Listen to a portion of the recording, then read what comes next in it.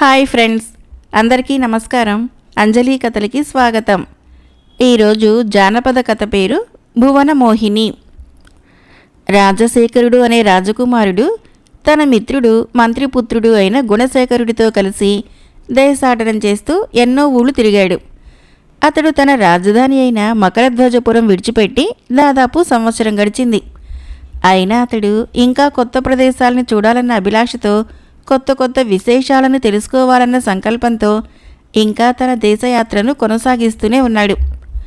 ఒకనాడు ఒక అరణ్య మార్గంలో పయనిస్తూ ఉండగా గుణశేఖరుడు తన ప్రభుపుత్రుణ్ణి చూస్తూ, రాజా, మన రాజధానిని విడిచిపెట్టి దాదాపు సంవత్సర కాలం గడిచిపోయింది. మన తల్లిదండ్రులు మన కోసం చాలా ఆందోళన పడుతూ ఉండుంటారు. ఇక ఇంతటితో దేశాటనం చాలించి ఇళ్లకు వెళ్ళటం మంచిదేమో అన్నాడు. మంత్రి కుమారుడి మాటలకి రాకుమారుడు నవ్వి, గుణ, ఇళ్ళకి వెళ్ళగానే మా నాన్నగారు నన్ను మన రాజ్యానికి రాజును చేసి నిన్ను నాకు మంత్రిని చేసి తాము విశ్రాంతి తీసుకోవాలంటారు. ఆ తర్వాత మనకి మళ్ళీ ఇటువంటి మంచి అవకాశం వస్తుందేమో ఆలోచించు అన్నాడు. గుణశేఖరుడు నొసలు చిట్లించి, అయితే ఇంకెంతకాలం ఇలా తిరుగుదామంటావు రాజా అన్నాడు. గుణ, ఇప్పటికి మనము దాదాపు ఉత్తర భాగమంతా తిరిగినట్లే. ఇక మన చివరి మజిలీ హిమాలయము. పురాణ ప్రశస్తి పొంది లోక ప్రసిద్ధిగాంచిన ఆ పర్వతరాజును దర్శించుకొని వెళ్ళిపోదాం. ఇంత దూరము వచ్చి అత్యద్భుతమైన ఆ మంచు కొండలను చూడకుండా వెనక్కి వెళ్ళటం ఏం బాగుంటుంది అన్నాడు రాజశేఖరుడు. అలాగే చేద్దాం. ఆ తర్వాతనైనా సరాసరి మన రాజ్యానికి వెళ్ళాలి సుమా అన్నాడు. ఓ, ఆ విధంగా వాళ్ళు సంభాషించుకుంటూ అరణ్యం దాటి ఒక పట్టణ ప్రాంతం చేరుకున్నారు. బాటసార్ల వల్ల ఆ నగరం పేరు విశాలపురం అని, దానిని మార్తాండవర్మ అనే రాజు పరిపాలిస్తున్నాడని తెలుసుకున్నారు. రాజా, 4-5 రోజుల నుంచి ఎడతెగని ప్రయాణం చేయటం వలన గుర్రాలు బాగా అలసిపోయి ఉన్నాయి. మనకి కూడా విశ్రాంతి అవసరమే. కాబట్టి విశాలపురంలో 1-2 రోజులు ఉందాం. విశేషాలు చూసినట్లు ఉంటుంది, విశ్రాంతి తీసుకున్నట్లు ఉంటుంది అన్నాడు గుణశేఖరుడు. 1-2 రోజులేంటయ్యా, ఈ ఊరు మనకి నచ్చితే వారము 10 రోజులు ఉందాంలే అన్నాడు రాజశేఖరుడు నవ్వుతూ. అప్పటికి సాయంత్రం అయినందువలన వారు మరికొంతసేపట్లో ఆ పట్టణం చేరుకునేసరికి సూర్యుడు అస్తమించాడు. ఊళ్ళో విచారించి ఒక పూటకోళ్ళ అవ్వ ఇల్లు చేరుకొని ఆ రాత్రికి అక్కడ బస ఏర్పరచుకున్నారు. రాజశేఖరునికి గుణశేఖరునికి ఆ పూటకోళ్ళవ్వ చక్కని భోజనం పెట్టింది, గుర్రాలకి దాణా వేయించింది. గుణ, నిద్ర రావటం లేదు, ఏదైనా ఒక మంచి కథ చెప్పు అని అడిగాడు రాజశేఖరుడు పాన్పు మీద ఊరగా పడుకొని. మనం దేశాలు తిరుగుతున్నది కథలు చెప్పుకోవటానికి కాదు రాజా, వింతలు చూడటానికి, విశేషాలు తెలుసుకోవటానికి అన్నాడు గుణశేఖరుడు నవ్వుతూ. అయితే ఇప్పుడేం చేద్దామంటావు? సర్వసాధారణంగా రాత్రి సంచారం వలన అతి విచిత్రమైన వింతలు గోచరించడం కానీ, కొత్త కొత్త అనుభూతులు కలగటం కానీ జరుగుతుంటాయి. మనం కొంతసేపు ఈ నగరంలో అలా తిరిగి వద్దాం పదా అన్నాడు గుణశేఖరుడు. అలా అన్నావు, బాగుంది పదా అని రాజశేఖరుడు ఉత్సాహంగా పాన్పు నుంచి లేచాడు. విశాలపురంలో కుబేరదత్తుడు అనే ఒక కోమటి శెట్టి ఆ ఊళ్ళోని ధనికుల్లో ఒకడిగా పేరుగాంచాడు. అతడు దూరదేశాల్లో వ్యాపారం చేసి బాగా డబ్బు గడించాడు. రత్నగుప్తుడనే అతని ఒక్కగానొక్క కొడుకు వ్యాపార అనుభవం గడించాక కుబేరదత్తుడు అతనికి పొరుగురి వైశ్య ప్రముఖుని పుత్రికను తెచ్చి వివాహం చేసి వ్యాపారమంతా అప్పగించాడు. రత్నగుప్తుడు వివాహం కాగానే భార్యని కాపురానికి తీసుకుని వచ్చాడు. కొత్త భార్యతో వేడుకగా కాలం గడిపే అవకాశం అతనికి లభించలేదు. కొని నిల్వ ఉంచిన సరుకులకు దూర ప్రాంతాల్లో ధర పెరిగిందని తోటి వర్తకులు చెప్పగా రత్నగుప్తుడు తండ్రి అనుమతి తీసుకొని సరుకులతో ప్రయాణమైపోయాడు. రత్నగుప్తుడి భార్య పేరు కుముదవల్లి. ఆమె అందగత్తే, అయితే అన్ని దుర్మార్గ గుణాలు ఉన్నాయి. ప్రత్యేకించి పరపురుషులంటే విపరీతమైన వెర్రి. ఆ వ్యామోహంతో కుముదవల్లి అడ్డదారులు తొక్కడం చాలా త్వరగానే జరిగిపోయింది. రత్నగుప్తుడి ఇంటికి పంచాంగం చెప్పడానికి వచ్చే బ్రాహ్మణ యువకుడు అందగాడు కూడా. కుముదవల్లి కన్ను అతని మీద పడింది. ఆ ఇంట్లో డబ్బుకు కక్కుర్తి పడే ఒక దాసి కత్తె ఉంది. కుముదవల్లి డబ్బు ఎరచూపి ఆ దాసి దాని ద్వారా బ్రాహ్మణ యువకుడితో అక్రమ సంబంధం ఏర్పరచుకుంది. రత్నగుప్తుడి తల్లిదండ్రులు వృద్ధులు కావటం వలన తీరిక వేళల్లో భగవద్ధ్యానంతో కాలం గడుపుతూ ఉండేవాళ్ళు. అందువలన ఇంటి పెత్తనమంతా కుముదవల్లి చేతికి వచ్చింది. అత్తమామల కన్నుగప్పి కుముదవల్లి పంచాంగపు బ్రాహ్మణుడితో రహస్య సంబంధాన్ని ఆ విధంగా ఏర్పరుచుకొని రాత్రింబవళ్ళు స్వేచ్ఛగా అతనితో కలిసి సుఖిస్తూ ఉండేది. ఈ విధంగా కొంతకాలం గడిచేసరికి వ్యాపారం కోసము దేశాంతరం వెళ్ళిన రత్నగుప్తుడు విపరీతమైన లాభాలు గడించుకొని సంతోషంతో ఇంటికి తిరిగి వచ్చాడు. అతడు కొత్త భార్య కోసము వింత వింత ఆభరణాలు పట్టుకొచ్చాడు. చాలా ఖరీదైన చీరలు కొని తెచ్చాడు. కొడుకు ఇంటికి రావటము తల్లిదండ్రులకు, బంధుమిత్రులకు, ఉద్యోగులకు అపరిమితమైన ఆనందాన్ని కలిగించింది. కానీ కుముదవల్లికి మాత్రం విచారం పట్టుకుంది. తన రంకుమొగుడితో రహస్య సంబంధం కొనసాగించడము ఇక మీదట వీలు కాదని భావించి లోపల కుమిలిపోసాగింది. అయితే తనలోని ఆరాటాన్ని బయటపడనీయకుండా పైకి సంతోషాన్ని వ్యక్తం చేస్తూ కపట ప్రేమతో భర్తను పలకరిస్తూ ఆ దినమంతా తన విటుడితో గడపటానికి వీలు కానందున ఎలాగో వేగించింది. సాయంత్రం తనకు అనుకూలవతి అయిన దాసీని పిలిచి, ఏమే, మా నయ్యవారిని పెరటి దగ్గర ఉండమని చెప్పు. నేను నా భర్త నిద్రపోవటం మొదలుపెట్టగానే వచ్చి కలుసుకుంటాను అని చెప్పింది. ఆ దాసి వెళ్ళి తిరిగి వచ్చి అర్ధరాత్రి నుంచి ఆ పంచాంగపు బ్రాహ్మణుడు పెరట్లో కాచుకొని ఉంటాడని చెప్పింది. ఆ దినం రాత్రి కుముదవల్లి తనకు ఇష్టం లేకపోయినా భర్త తెచ్చిన చీర కట్టుకొని నగలన్నీ అలంకరించుకొని అతని పడక గదికి వెళ్ళింది. రత్నగుప్తుడు చాలా కాలం తర్వాత భార్యను కలుసుకుంటున్న ఆనందంతో ఆమెను కౌగలించుకొని, కుముద, ఇక నుంచి నేను ఒక్క క్షణం కూడా విడిచిపెట్టి ఉండను అన్నాడు. కుముదవల్లి వయ్యారంగా నవ్వుతూ, అదెలా వీలైతుందండి? నన్ను మురిపించడానికి అలా అంటున్నారు కానీ మీరు మళ్ళీ నెలల తరబడి వ్యాపారం కోసము దేశాంతరం వెళ్ళవలసి ఉంటుందిగా అన్నది. భార్యని పాన్పు మీద తన ప్రక్కన కూర్చోబెట్టుకుని రత్నగుప్తుడు ఆమె గడ్డాన్ని లాలనగా మునివేళ్లతో దువ్వుతూ, లేదు కుముద, ఇక నుంచి నేను వ్యాపారము దేశాంతరాలలో చేయదలుచుకోలేదు. అమ్మా నాన్న కూడా అలాగే చెప్పారు. మన సరుకులు ఇక్కడి నుంచే కొనుగోలుదారులే వచ్చి తీసుకువెళ్తుంటారు అన్నాడు. అమ్మో, అలా అయితే వ్యాపారంలో నష్టం వస్తుంది. వృధా నిందలు నేను మోయాలి. కొత్త పెళ్ళాన్ని విడిచిపెట్టి ఉండలేక ఫలానా శెట్టిగారి కుమారుడు వ్యాపారంలో దివాళా తీశాడన్న చెడ్డ పేరు మీకు రాకూడదు. నేను మీకోసం ఎంత బాధపడినా ఎలాగో ఓపిక పట్టి ఉంటానులేండి. మీ వ్యాపారాలు మీరు చూసుకోండి అంది. లేదు లేదు, అన్ని ఏర్పాట్లు జరిగిపోయాయి. ఇక ఈ నిర్ణయానికి మార్పు లేదు అన్నాడు రత్నగుప్తుడు. ఆ తర్వాత భార్యాభర్తలిద్దరూ కొంతసేపు మాట్లాడుకున్న తర్వాత రత్నగుప్తుడు ప్రయాణపు బడలిక వలన ఆవలిస్తూ నిద్రలోకి జారుకున్నాడు. అప్పటికి అర్ధరాత్రి దాటిపోయినందున కుముదవల్లి పెరట్లో తన ప్రియుడు తన కోసం ఎదురు చూస్తున్నాడని భావించి రత్నగుప్తుడు తెల్లవారేదాకా మేల్కూడని తెలుసుకుని మెల్లగా అక్కడి నుంచి బయలుదేరింది. ఆ సమయంలో విశాలపురి తలారులు గస్తీ తిరుగుతూ రత్నగుప్తుడి ఇంటి వెనక వీధిలో నడుస్తున్నారు. పెరట్లో నక్కి దాక్కున్న పంచాంగపు బ్రాహ్మణ్ణి చూడగానే ఎవరో దొంగ కన్నం వేయటానికి వచ్చి ఉంటాడని భావించి గబగబా అక్కడికి వెళ్ళి తమ చేతుల్లోని బడితెలతో అతన్ని చావమోదారు. దెబ్బలకు తాళలేక పంచాంగ బ్రాహ్మణుడు, కుయ్యో మొర్రో, నేను దొంగను కాదర్రా అని అరుస్తూనే గిలగిలలాడుతూ పడిపోయాడు. వీధి దీపపు వెలుతురులో అతన్ని గుర్తించిన ఒక తలారి, ఒరే, వీడు పంచాంగపు బ్రాహ్మణుడు, అనవసరంగా చావగొట్టాం. ఈ సంగతి మహారాజు గారికి తెలిస్తే ప్రమాదం, పద వెళదాము అని తక్కిన వాళ్ళని తీసుకుని అక్కడి నుంచి వెళ్ళిపోయాడు. కుముదవల్లి తన ప్రియుణ్ణి కలుసుకోవటానికి మహదానందంతో పెరట్లోకి వచ్చేసరికి కొన ఊపిరితో క్రిందపడి పొర్లుతూ ఉన్న బ్రాహ్మణ కుమారుడు కనిపించాడు. అతన్ని తన భర్తే అలా చేయించి ఉంటాడని, అన్నీ తెలిసి ఏమీ తెలియనట్లు నిద్రపోతున్నాడని భావించి కుముదవల్లి అతని మీద పడి విలపించింది. అతని ముఖాన్ని దుఃఖంతో ముద్దాడుతూ ఉండగా ఆమె ముక్కు తెరుచుకున్న అతడి నోట్లోకి వెళ్ళింది. సరిగ్గా ఆ సమయంలో ఆ బ్రాహ్మణుడి శరీరం నుంచి జీవుడు నిష్క్రమించగానే ఉన్నట్లుండి నోరు మూతపడి పళ్ళు బిగుసుకుపోయాయి. కుముదవల్లి తన ముక్కును ఊడలాక్కోవడానికి ఎంతో ప్రయత్నించి చివరికి బలవంతాన లాగేసరికి ముక్కు తెగిపోయింది. తన ప్రియుడు మరణించడమే కాక ముక్కు కూడా తెగిపోయినందుకు మరింత దుఃఖిస్తూ కుముదవల్లి అతని శవాన్ని పక్కనే ఉన్న పూల చెట్లలోకి త్రోసి భర్త మీద పగ తీర్చుకోవాలన్న ఉద్దేశంతో ఒక పథకం ఆలోచించి తిరిగి పడక గదిలోకి వెళ్ళింది. పళ్ళు కోసుకోవటానికి ఉంచిన కత్తిని తీసుకొని తన ముక్కు నుంచి కారుతున్న రక్తంతో దానిని తడిపి జుట్టు విరబోసుకొని, అయ్యయ్యో, నా మగుడు నన్ను చంపుతున్నాడు, కాపాడండి అని గట్టిగా అరవటం మొదలుపెట్టింది.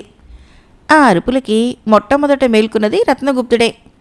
అతడు తన భార్య ముక్కు తెగి ఉండటానికి, ఆమె అలా అల్లరి చేయటానికి కారణం తెలియక అయోమయంగా చూస్తుండగానే ఆ అరుపులకు రత్నగుప్తుడి తల్లిదండ్రులు, ఇరుగు పొరుగు వాళ్ళు వచ్చారు. కుముదువల్లి తన భర్త తన ముక్కు కోశాడని, చంపటానికి కూడా ప్రయత్నించాడని వాళ్లతో ఫిర్యాదు చేసింది. రత్నగుప్తుడు దిగ్భ్రాంతుడై తనకేమీ తెలియదని చెప్పాడు. రత్నగుప్తుడి ఇంటి పక్కనే ఒక రక్షక భటుడు కూడా ఉన్నాడు. అతడికి రత్నగుప్తుడికి అంతగా పడదు. అందువలన ఆ భటుడు అదే సదవకాశంగా తీసుకొని ఆ మర్నాడు కుముదువల్లిని తీసుకుని రాజసభకు వెళ్ళి జరిగిందంతా చెప్పాడు. రాజు వెంటనే రత్నగుప్తుణ్ణి పెడరెక్కలు విరిచి కట్టి తీసుకురమ్మని భటుల్ని పంపించాడు. రత్నగుప్తుడి తల్లిదండ్రులు కూడా దుఃఖిస్తూ తమ కుమారుడి వెంట రాజసభకు వచ్చారు. రాజు రత్నగుప్తుడిని నిందిస్తూ, ఓరి, ఇష్టం లేకపోతే భార్యని వదిలేయాలి కానీ ఇలా ముక్కు కోసి కురూపిని చేస్తావా? ఇలా చేయటానికి కారణమేమిటి అని అడిగాడు. రత్నగుప్తుడు తనకు భార్య మీద చాలా ప్రేమ ఉందని, అలా తాను చేయలేదని, ఆమె ముక్కు ఎలా తెగిపోయిందో తనకు తెలియదని చెప్పాడు. రాజు కుముదువల్లి చెప్పిందే నిజమని విశ్వసించి రత్నగుప్తుడికి మరణదండన విధించాడు. రాజభటులు అతన్ని లాక్కుపోతూ ఉండగా అప్పుడే రాజశేఖరుడు, గుణశేఖరుడు సభలోకి వచ్చి రత్నగుప్తుడిని లాక్కుపోతున్న భటుల్ని హస్తసంజ్ఞతో వారిస్తూ రాజు దగ్గరికి వచ్చారు. వారి టీవీ వేషం చూసి ఎవరో గొప్ప వంశానికి చెందినవారే ఉంటారని భావించిన రాజు, అయ్యా, తమరెవరు, ఏం కావాలని ఇక్కడికి వచ్చారు అని అడిగాడు. మహారాజా, మాకేం అవసరం లేదు. ఇక్కడ జరిగిన ఒక అన్యాయాన్ని మీ దృష్టికి తీసుకురావటానికి, ఒక నిరపరాధిని చంపించిన పాపం మీకు అంటకుండా ఆపుచేయటానికి వచ్చాము. నేను విరించీపుర మహామంత్రి పుత్రుణ్ణి. నా పేరు గుణశేఖరుడు. ఇతడు మా రాజకుమారుడు రాజశేఖరుడు. మేము దేశాటనికి వచ్చాం. నిన్నటి దినము మీ ఊరు వచ్చి సత్రంలో దిగాం. ఉబుసుపోక ఊరు తిరుగుతూ రాత్రి చాలాసేపటికి సత్రానికి వెళుతూ ఉండగా ఒక భవనం పెరటి చాటున ఒక బ్రాహ్మణుడు దాక్కుని ఉండటం చూసి మేం కుతూహలంగా అక్కడికి దగ్గరలో ఉన్న ఒక మంటపంలో కూర్చొని ఆ విశేషం చూస్తున్నాం. ఆ తర్వాత మీ తలారులు గస్తీ తిరుగుతూ అని గుణశేఖరుడు క్రితం రాత్రి రత్నగుప్తుడి పెరట్లో జరిగిన విశేషాలన్నీ వివరించి, మీరు ఇప్పుడే భటుల్ని పంపి పూల చెట్ల చాటున ఉన్న కుముదవల్లి ప్రియుడి నోట్లో ఉన్న ముక్కును తెప్పించండి. యథార్థం అందరికీ తెలుస్తుంది అన్నాడు. సభికులంతా ఆ మాటలకు ఆశ్చర్యపోయారు. రాజు కూడా విస్తుపోతూనే గుణశేఖరుడు చెప్పినట్లు చేయటానికి అప్పటికప్పుడే తన భటుల్ని పంపించాడు. తనను కాపాడటానికి వచ్చిన ఆ యువకులిద్దరినీ సంతోషంగా చూడసాగాడు రత్నగుప్తుడు. కుముదవల్లి భయంతో వణికిపోసాగింది. మరికొంతసేపటికి రాజభటులు తిరిగి వచ్చి తాము తీసుకువచ్చిన కుముదవల్లి ముక్కును చూపిస్తూ, ప్రభు, ఆ శవం నోట్లో నుంచి ఈ ముక్కును తీయటానికి చాలా శ్రమపడ్డాము అన్నారు. ఆ తర్వాత రాజు కుముదవల్లిని నిజం చెప్పమని గద్దించడగ్గా బొంకటానికి మరొక మార్గం కనిపించక ఒప్పుకుంది. రాజు కుముదవల్లికి కారాగృహ శిక్షను విధించి రాజశేఖర, గుణశేఖరులకు కృతజ్ఞతలు చెప్పి రత్నగుప్తుడిని విడుదల చేయించాడు. రత్నగుప్తుడి తల్లిదండ్రులు రాజశేఖర, గుణశేఖరులను తమ ఇంటికి తీసుకొని వెళ్ళి దేవుళ్లను పూజించినట్లు పూజించారు. 4-5 రోజులు గడిచాక రాజశేఖర, గుణశేఖరులు దేశాటనకు బయలుదేరుతూ ఉండగా రత్నగుప్తుడు తనకు మనశ్శాంతి లేదని, కొంతకాలం దేశాటన చేసి వస్తానని తల్లిదండ్రులకు చెప్పి వాళ్ళిద్దరి వెంట బయలుదేరాడు. ఆ ముగ్గురు వినోదంగా దేశాలు తిరుగుతూ అక్కడక్కడి వింతలు వినోదాలు చూస్తూ హాయిగా గడిపారు కొన్ని రోజులు. అప్పటికి దేశాటన మీద తృప్తి తీరలేదు వాళ్ళకి. ఇంకా తిరుగుతూనే ఉన్నారు. గుర్రాలు 3 ఆ చెరువు గట్టున ఆగాయి. రాజశేఖరుడు గుణశేఖరుణ్ణి చూస్తూ, గుణ, మనం ఈ రాత్రికి ఇక్కడే విశ్రాంతి తీసుకుని తెల్లవారిన తర్వాత ప్రయాణం కొనసాగించడం మంచిది. అశ్వాలు కూడా బాగా అలసిపోయినట్లుగా ఉన్నాయి అన్నాడు. అవును రాకుమారా, గుర్రాలతో పాటు మనం కూడా అలసి ఉన్నాం. ఈ రాత్రికి ఇక్కడ విశ్రమించడం మంచిదనే నా అభిప్రాయం కూడా అన్నాడు రత్నగుప్తుడు. అయితే ఇకనే క్రితం మజిలీలో కూడా రత్నగుప్తుడి మాట ప్రకారము విశ్రాంతి కోసం ఆగాం. అక్కడ అనుకోకుండా మనకు గొప్ప మేలు జరిగింది. కోమటి వెంట ఉంటే కోటి వరాలు లాభం అని ఊరికే అన్నారా పెద్దలు? అని నవ్వుతూ గుణశేఖరుడు గుర్రం దిగాడు. రాజశేఖరుడు, రత్నగుప్తుడు గుణశేఖరుడి మాటలకి నవ్వుకుంటూ గుర్రాలు దిగారు. గుర్రాలని పచ్చిక మేయటానికి విడిచిపెట్టి ముగ్గురు కొలనులో కాళ్ళు చేతులు కడుక్కొని కడుపుల నిండా మంచినీరు త్రాగారు. అప్పటికి సంధ్యా సమయమైంది. చీకటి పడటానికి ఎంతోసేపు లేదు. ఆ సమయంలో కొందరు రాజభటులు హుటాహుటిగా అక్కడికి వచ్చి ఆ కొలను గట్టున కూర్చోబోతున్న బాటసార్లను ముగ్గురిని వింతగా చూశారు. ఏంటయ్యా బాబు అలా చూస్తున్నారు? మా మొహాల్లో వింత ఏమైనా కనిపిస్తుందా అని అడిగాడు రత్నగుప్తుడు వాళ్ళని. మొహాల్లో వింత కనబడటం లేదు గాని ప్రవర్తనలో వింత కనిపిస్తోంది అన్నాడు ఓ రాజభటుడు. రాజశేఖరుడు వారిని శాంతంగా చూస్తూ, భద్ర, మీరెవరు? మా ప్రవర్తనలో వింత ఏం కనిపించింది అని అడిగాడు.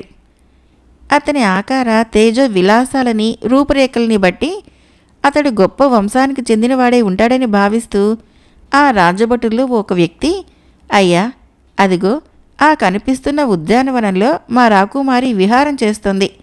ఇక కొద్దిసేపట్లో ఆమె పల్లకి ఎక్కి చిలకత్తెలతో కలిసి నగరానికి బయలుదేరుతుంది. మా రాకుమారికి మగవాళ్ళంటే ద్వేషం. ఆమె కంటబడిన మగవాడు మృత్యుమందిరానికి వెళ్ళవలసిందే. మీరు ఈ ప్రాంతానికి కొత్తవాళ్ళు కాబట్టి ఈ విషయం తెలిసి ఉండదు. ఇంతకు ముందే చాటింపు వేయించాం. మా రాకుమారి ఉద్యానవనానికి వెళ్ళేటప్పుడు, తిరిగి అంతఃపురానికి వెళ్ళేటప్పుడు ఇలా చాటింపు వేయిస్తూ ఉంటాము అన్నాడు. ఆ మాటలు ఆ ముగ్గురికి చాలా ఆశ్చర్యాన్ని కలిగించాయి. రాజశేఖరుడు కుతూహలంతో ఆ భటుల్ని చూస్తూ, అయ్యా, సృష్టికే విరుద్ధమైన ఈ కఠోర నియమాన్ని మీ రాకుమారి ఎందుకు అవలంబించవలసి వచ్చింది? ఈ పురుషద్వేషము ఆ కోమలకి ఎందువల్ల ఏర్పడింది? అభ్యంతరం లేకపోతే చెప్పు అని అడిగాడు. చెప్పటానికి అభ్యంతరం ఏమీ లేదు, కానీ ఆ నియమానికి గల కారణము మాకెవ్వరికీ తెలియదు. ఆమెకి ఊహ వచ్చినప్పటి నుంచి మగవాళ్లంటే విపరీతంగా ద్వేషించటం అలవాటైంది. యుక్త వయసు వచ్చాక అసలు మగవాడిని చూడకూడదని దీక్షను వహించింది. అంతెందుకు, కన్నతండ్రి అయిన మహారాజుగారినే చూడదు అన్నాడు ఆ భటుడు. గుణశేఖరుడు అతన్ని ఆశ్చర్యంతో చూస్తూ, ఓయి, నువ్వు చెప్పిన విశేషము ఇంతవరకు మేమెక్కడా వినలేదు, చదవలేదు. కన్నతండ్రి మగవాడన్న కారణంగా అతన్ని కూడా చూడటానికి ఇష్టపడని వనితను గురించి తెలుసుకోవాలని మాకు చాలా వేడుకగా ఉంది. ఆమెను గురించి మీకు తెలిసిన ఇతర వివరాలేమైనా ఉంటే చెప్పు, సంతోషిస్తాము అంటూ తన మెడలోని రత్నాల హారాన్ని ఆ భటుడి మీదకి విసిరాడు. ఆ భటుడు హారాన్ని పట్టుకొని కళ్ళకద్దుకొని అంగారకాలో భద్రపరుచుకున్నాడు. గుణశేఖరుణ్ణి, రాజశేఖరుణ్ణి గౌరవంగా చూస్తూ, బాబు, ఆమె ఇటువంటి నియమం పూనటానికి కారణమేమిటో తెలుసుకోమని మహారాజుగారు మహారాణికి చెప్పారు. మహారాణి గారు కూతుర్ని ఎన్నో విధాలు అడిగి చూశారు. చిలకత్తెలతో అడిగించారు. అన్నిటికీ ఒక్కటే సమాధానం చెప్పేది మా రాకుమారి. నాకు మగజాతి అంటే అసహ్యం, వాళ్ళ ప్రసక్తి తీసుకురావద్దు అని అన్నాడు. పోనీ మీ రాకుమారికి అందచందాలు, చదువు సందెలు అంటున్న రాజశేఖరుని చూస్తూ, ఆ విషయంలో మాత్రం మా రాకుమారి ఈనాటి రాకుమార్తెలందరికీ మేటి అని ఘంటాపదంగా చెప్పగలం. మేమెవరం చూడలేదు కానీ మా పట్టణంలోని ఆడవాళ్లు రాకుమారి చిలికత్తెలు చెబుతూ ఉండగా అనేక పర్యాయాలు విని ఉన్నాం. ఒక్క మాటలో చెప్పాలంటే మా రాకుమారి చక్కదనాల బంగారు బొమ్మ అన్నాడు భటుడు. మరి ఇలా పురుషుల్ని ద్వేషిస్తుంటే పెళ్లి పటాకులు ఎలాగయ్యా అని అడిగాడు రత్నగుప్తుడు. మా మహారాజు గారిని, మహారాణి గారిని ఇప్పుడు ఈ సమస్య వేపుకు తింటున్నది. నిజం చెప్పాలంటే మాకందరికీ కూడా మా రాకుమారి భీకర ప్రతిజ్ఞ చాలా ఆందోళన కలిగిస్తూ ఉంది. మా రాజుగారికి ఆమె తప్ప మరో సంతతి లేదు అన్నాడు భటుడు. రాజశేఖరుడు తల ఊగిస్తూ, ఇంతకు ఆమె పేరేంటి అని అడిగాడు. భువనమోహిని అన్నాడు అతను. అందమంతా ఆ పేరులోనే వ్యక్తమైతోంది. భళి, ఇటువంటి విచిత్రాన్ని మేము వింటామని ఎన్నడూ అనుకోలేదు అన్నాడు రాజశేఖరుడు భువనమోహిని సౌందర్యాన్ని మనసులో ఊహించుకుంటూ. దయచేసి తమరు ఇక్కడి నుంచి వెళ్ళిపోండి. మేము కూడా రాకుమారి కంటికి కనిపించినంత దూరంలో ముందుగా వెళ్ళాలి అన్నాడు ఆ భటుడు వినయంగా. ఇదిగో ఇప్పుడే వెళుతున్నాం, మీరు వెళ్ళండి అని రాజశేఖరుడు తన గుర్రాన్ని అధిరోహించాడు. వెంటనే గుణశేఖరుడు, రత్నగుప్తుడు కూడా తమ తమ అశ్వాలను అధిరోహించారు. వాళ్ళు ముగ్గురు మరోవైపుగా ప్రయాణించి చెట్ల చాటున అదృశ్యులు కాగానే ఆ భటులు కూడా అక్కడి నుంచి నగరానికి అభిముఖంగా నడక సాగించారు. చెట్ల చాటుకి చేరుకోగానే రాజశేఖరుడు గుణశేఖరుని చూస్తూ, గుణ, మనం ఈ చెట్ల చాటున ఉంటే ఇతరులెవరికీ కనిపించమనుకుంటా అన్నాడు. అవును, ఇక్కడి నుంచి చెట్ల ఆకుల సందుల్లో నుంచి మనం ఎవరినైనా చూడగలం గాని మనల్ని ఎవరూ చూడలేరు అన్నాడు గుణశేఖరుడు నవ్వుతూ. అంటే అన్నాడు రత్నగుప్తుడు వాళ్ళిద్దరి సంభాషణకు ఆశ్చర్యాన్ని అభినయిస్తూ. అంటే ఇంతకాలానికి మన యువరాజు గారికి మనసులో ఒక తియ్యటి కోరిక కలిగిందయ్యా అన్నాడు గుణశేఖరుడు రత్నగుప్తుడి భుజం చరుస్తూ. గుర్రాలు 3 ఒకదాని పక్కగా మరొకటి గుబురు చెట్ల చాటున నిల్చున్నాయి. తియ్యటి కోరిక కలిగితే మాత్రము ప్రయోజనమేమిటి గుణ? ఆ రాజపుత్రి చరిత్ర వింటే ఆమె అందని ఫలమని అర్థం కావటం లేదా అన్నాడు రాజశేఖరుడు. రత్నగుప్తుడు కూడా నవ్వుతూ, అందని ఫలాన్ని అందుకోవటంలోనే ఉందన్నయ్యా మన గొప్పతనము. మన బుర్రలకి కాస్త పదును పెడితే సరి. ఇంతకు మాకు కాబోయే మహారాణి గారిని తమరు చూడనే లేదు కదా? ఇంతలోకే అటువంటి అభిప్రాయం ఏర్పడటానికి కారణమేమిటి అన్నాడు. కారణమేముంది, దానినే ప్రేమ అంటారు అన్నాడు గుణశేఖరుడు. రత్నగుప్తుడు తల అడ్డంగా ఊగిస్తూ, ప్రేమ కాదు, దోమ కాదు, ఇదేదో పూర్వజన్మ బంధం అయి ఉంటుంది అన్నాడు. ఉష్, మాట్లాడకండి, అదుగో ఉద్యానవనం నుంచి పల్లకి బయలుదేరింది అన్నాడు రాజశేఖరుడు చూపుల్ని ఆకులు సందుల్లో నుంచి ముందుకు పయనింపజేస్తూ. వెంటనే గుణశేఖరుడు రత్నగుప్తుడు కూడా తమ తమ చూపుల్ని ముందుకు ప్రసరింపజేశారు. వెనక ముందు కొంతమంది ఆడసిపాయిలు చేతుల్లో విచ్చుకత్తులు ధరించి గుర్రాల మీద ప్రయాణిస్తూ ఉండగా కొంతసేపటికి రాకుమారి అధిరోహించిన పల్లకి ఆ గుబురు చెట్ల దరిదాపులకి వచ్చింది. పల్లకీకి ఇరువైపులా ఉన్న కిటికీలకి అమర్చబడి ఉన్న సన్నని పట్టుతెరలు గాలికి అటు ఇటు ఊగుతున్నాయి. రాకుమారి పల్లకీలో కూర్చొని కిటికీ దగ్గరికి ముఖాన్ని సాచి ప్రకృతి సౌందర్యాన్ని చూస్తుంది. రాజశేఖరుడు కనురెప్ప వేయకుండా ఆ అద్భుత అందాల రాశినే చూస్తున్నాడు. జగన్మోహిని అయిన ఆ యువతీమణిని చూసినప్పటి నుంచి అతని మనసులో ఒక్కసారిగా 1000 వసంతాలు పూచినట్లయింది. నిజంగానే అతడు అంతకు మునిపెప్పుడు అటువంటి అందగత్తెను చూసి ఉండలేదు. అతడు మైమరిచి అలా చూస్తూ ఉండగానే పల్లకి గుబురు చెట్లకు అవతలి వైపుగా ఉన్న బాట మీదుగా సాగిపోయి పక్కన ఉన్న కొండచాటుకు వెళ్ళిపోయింది. రాజా, రాజా, గుణశేఖరుడు రాజశేఖరుడు భుజం తట్టి గట్టిగా పిలిచేసరికి రాజశేఖరుడు స్వప్నంలో నుంచి మేల్కొన్నట్లు ఉలిక్కిపడి పక్కకు తిరిగాడు. అంత మతి చెల్లింపైతే ఎలా మిత్రమా? ఇంతకు మా యువరాణి గారు మీరు ఊహించుకున్న విధంగా ఉన్నారా లేదా అంటూ గట్టిగా నవ్వాడు గుణశేఖరుడు. వేళాకోళం విడిచిపెట్టి కార్యసాధనకు అనుకూలమైన మార్గాన్ని ఆలోచించవయ్యా. మనం దేశాటనకు బయలుదేరిపోయే ముందు నాన్నగారు ఎంతోమంది రాజకుమార్తెల చిత్రఫలకాలని నాకు చూపించారు గాని వాళ్లలో ఏ ఒక్కరూ నాకు నచ్చలేదు. ఈ భువనమోహిని చిత్రఫలకము మన దేశానికి పంపలేదు అన్నాడు రాజశేఖరుడు. పంపటానికి ఆ మసలే పురుషద్వేషి కదన్నయ్యా. అందువలనే పాపం ఈ రాజు కూతురికి వివాహయోగం లేదని బెంగపెట్టుకుని ఉండుంటాడు. ఇప్పుడు మనం రాకుమారి మనస్సు మార్చి ఒక్కసారిగా అందరి మనసులను ఆనంద తరంగాలలో ఓలలాడేటట్లు చేయాలి అన్నాడు రత్నగుప్తుడు. గుణశేఖరుడు ముఖాన్ని గంభీరంగా మార్చుకుంటూ, అవును రాజా, రత్నగుప్తుడు చెప్పింది వాస్తవం. మన ప్రయత్నము సర్వజనామోదయోగ్యము శుభప్రదము కాబట్టి దానిని సఫలం చేయాలి అన్నాడు. అదేగా నీకు చెబుతున్నాను, ఆ కార్యభారమంతా నువ్వు వహించాల్సిందే అన్నాడు రాజశేఖరుడు. ఇంతవరకు మనము చాలా దూరము అరణ్య ప్రాంతంలోనే ప్రయాణం తటస్థపడినందున దగ్గరలో ఏదైనా పట్టణం కానీ పల్లె కానీ లేదని భావించి ఈ రాత్రికి ఇక్కడ విశ్రాంతి కోసం ఆగినందుకు మనకు అనుకోకుండా చాలా మంచి జరుగుతోంది. ఈ మజిలీ మన చివరి మజిలీ. రాజశేఖరుని వివాహంతో మన దేశాటన కార్యక్రమానికి స్వస్తి అన్నాడు గుణశేఖరుడు. అదేమిటన్నయ్యా, యువరాజు గారికి వివాహం అయితే మాత్రము మన దేశాటన కార్యక్రమం ఎలా ఆపుకుంటాము అన్నాడు రత్నగుప్తుడు. ఓహో, ఈ దేశాటన వల్ల మీ ఇద్దరూ కూడా చెరో అందమైన యువతిని భార్యగా పొందాలనుకుంటున్నారా? అలా అయితే దేశాటన కార్యక్రమము నిరవధికంగా కొనసాగవలసిందే అన్నాడు రాజశేఖరుడు నవ్వుతూ. రత్నగుప్తుడి భుజాన్ని తట్టాడు. యువరాజా, మనం మొట్టమొదట సాధించవలసిన పని చాలా ప్రయాసతోనూ యుక్తితోనూ సాధించాలి. ముందు ఆ నగరానికి వెళ్ళి ఈ కార్యసాధనకు అనుకూలమైన విధానాన్ని అనుసరించాలి, పదండి అన్నాడు. ఆ తర్వాత గుర్రాలు 3 అంతకుముందు భువనమోహిని వెళ్లిన పల్లకీ వైపుగా నడవటం ప్రారంభించాయి. మాణిక్యపురంలో రాజశేఖరుడు, గుణశేఖరుడు, రత్నగుప్తుడు ఒక పూటకోళ్ళ అవ్వ ఇంట్లో బస చేశారు. ఆ పూటకోళ్ళ అవ్వ ఇల్లు చాలా పెద్దది.